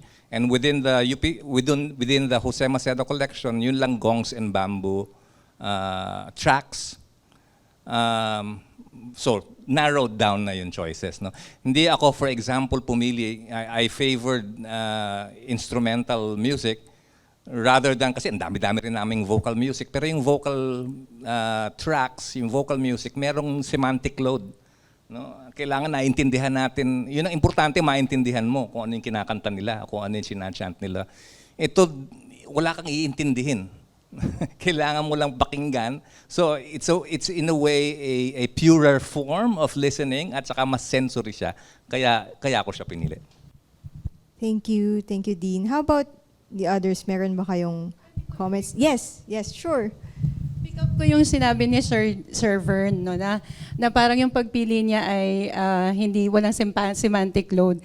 Sa amin sa radio program, it's a conscious effort na hindi masyado maintindihan. We really, we didn't like translation or kasi meron pa kaming hindi tapos na usapan with the community regarding publishing their songs, yung mga ganun. So hindi namin translate talaga. It's in Dumagat. The radio program is in Dumagat and Tagalog. Kasi yun yung vernacular na ginagamit nila. So, merong yan, push and pull yan kasi you want to popularize, but you also are parang, minsan isip mo, bahala kayo sa buhay nyo. may ganong din na parang bahala kayo kung hindi nyo maintindihan. Which was a real struggle when we were presenting this here in Listening Biennial because I asked, do we need to speak in English? Kasi nga meron tayong international audience. But that's part of the negotiation of the idea of listening, right? Na parang when we listen, especially to marginalized communities, we always try to have that responsibility that our audience should understand. But who are our first audience? Ang unang audience natin naman, at least kami, nung panahon na yon ay komunidad. So may mga ganong considerations then when it comes to choosing what language to write your scripts from, ganyan. So, ang ganda din ng usapan kung paano bawat isa ay nagna-navigate doon sa idea ng lengguwahe na sa pagpapresent sa isang venue or platform that is diverse in audience. Pero kung napapansin nyo, natutuwa nga ako na even if we're conscious that this is an international platform, we were all speaking in that diverse language, which I think also gives you that thought na, sino ba yung kinakausap natin dito? Parang gano'n, meron tayong gano'n. So I like that idea that it's organically coming out. Yes, thank you. And also, if we want to be intentional, no, as listeners, kung ano yung language nila, yun yung pagtuunan natin, paano ba natin ita-translate, paano natin iintindihin. So, the responsibility is on the listener if they really want to listen and give attention. Parang yun nga po yung nakuha ko dun sa lahat ng mga sinabi ngayon. No? Aside from memories siya ng mga tao noon, it's also a legitimate experience for all of us na magiging memories din para sa mga susunod na makikinig. Ayan. So, anyone else? Sige po, si Ma'am muna and then si Dr. Santa Maria. Bilis lang po. Meron lang ako kasing special appreciation doon sa tao. So congratulations for that because ang thesis ko ay tungkol sa transitional justice, sa curatorial studies, doon yung aking background.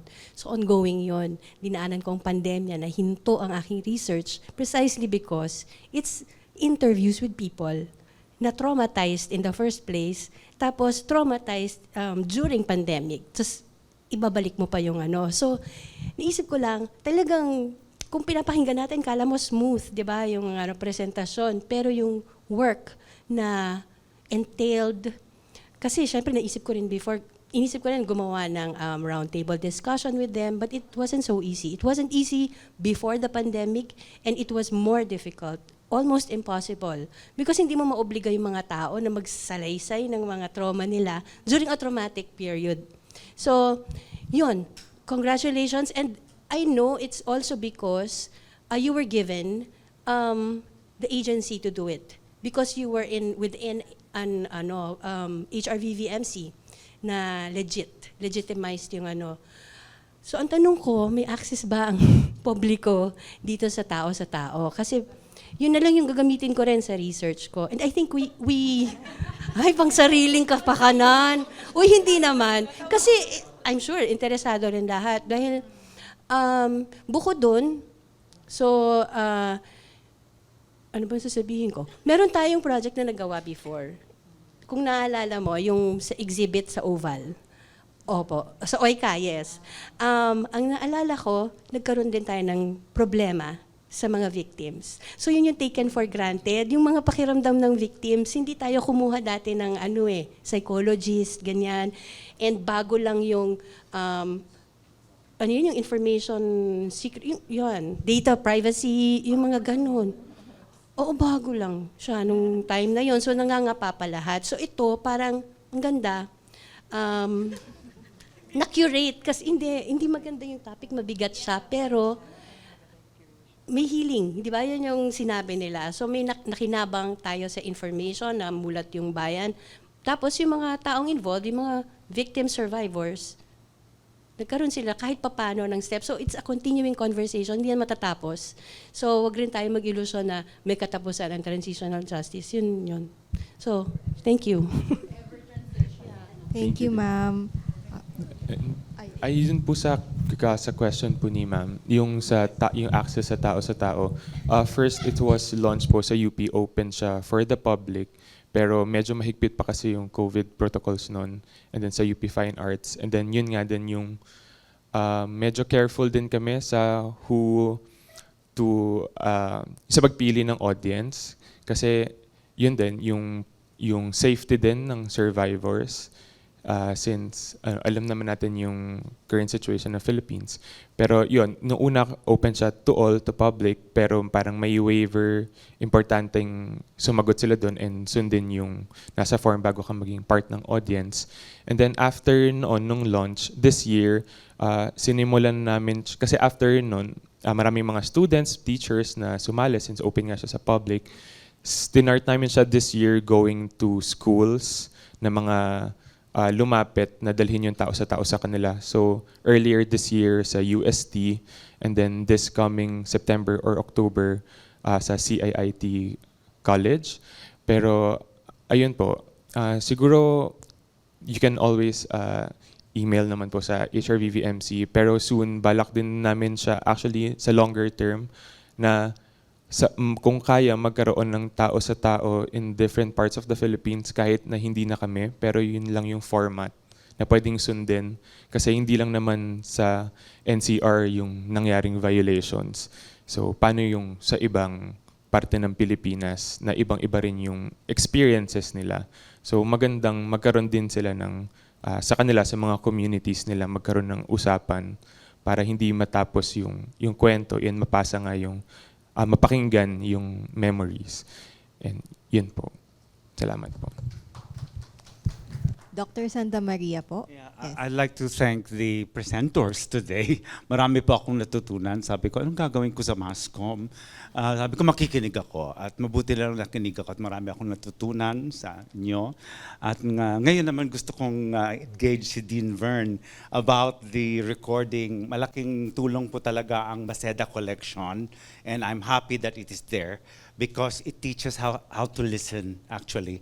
What we heard, for example, is a kulintangan with only the kulintangan instrument being played. Because normally, this would be played together with the hanging gongs and with the tambul and with the solembat, and it's a widely textured ensemble. And sometimes hindi mo marinig yung kulintangan mismo. So malaking bagay na may collection tayong ganito because it teaches us to listen, and then when you hear the different instruments together, you already start to get to know how to distinguish one sound and one rhythmic pattern from each other. Thank you very much. Thank you, Matthew. Totoo yun, no? Not many people know about the collection. And kaya ko ine-emphasize, this is part of the memory of the world, guys. Ibig sabihin, UNESCO believes that we will all, as a humanity, benefit from keeping this and taking care of it. And UP people should know it's there. And it's open for us, for all of us, to go there and access it. Ito yung staff na Yan. tutulong sa inyo. Ito na yung question. Paano ba siya ma-access, guys? Maybe you can answer, Ma'am Roan or Ma'am Grace, the librarian. Hello. Ako po yung librarian ng UP Center for Ethnomusicology. So lahat po kasi ng request sa library dumadaan, although sila yung nagre-release at nagpa-process. So it's just as simple as sending us an email or going there to the College of Music, katabi lang. Actually, mas mabilis yung service pag gano'n, at saka you have access to the collection, lahat ng Jose Maceda collection na digitize na, may metadata na and serviceable. It's just a matter of visiting us. Ang ganda na may space namin. So, see you there. Thank you, Miss Grace. Ayan. So we have time for one more question/comment. Ayan, Ayan, hi, I'm Jean. I'm from the crew. And I just wanted to congratulate all of the presenters this afternoon. And I'd like to parang point out what I found was a common thread in all of the presentations was we talk about memories, we talk about the parang ethics of having them, of recording them, of presenting them. It really shows yung parang fragility of memories and how deeply attached they are to people. And yung kaya napaka admirable for me yung considerations that everyone took and the efforts that everyone has made into preserving them and being parang listening to them rin for us to parang fully appreciate them with tao sa tao, with yung sa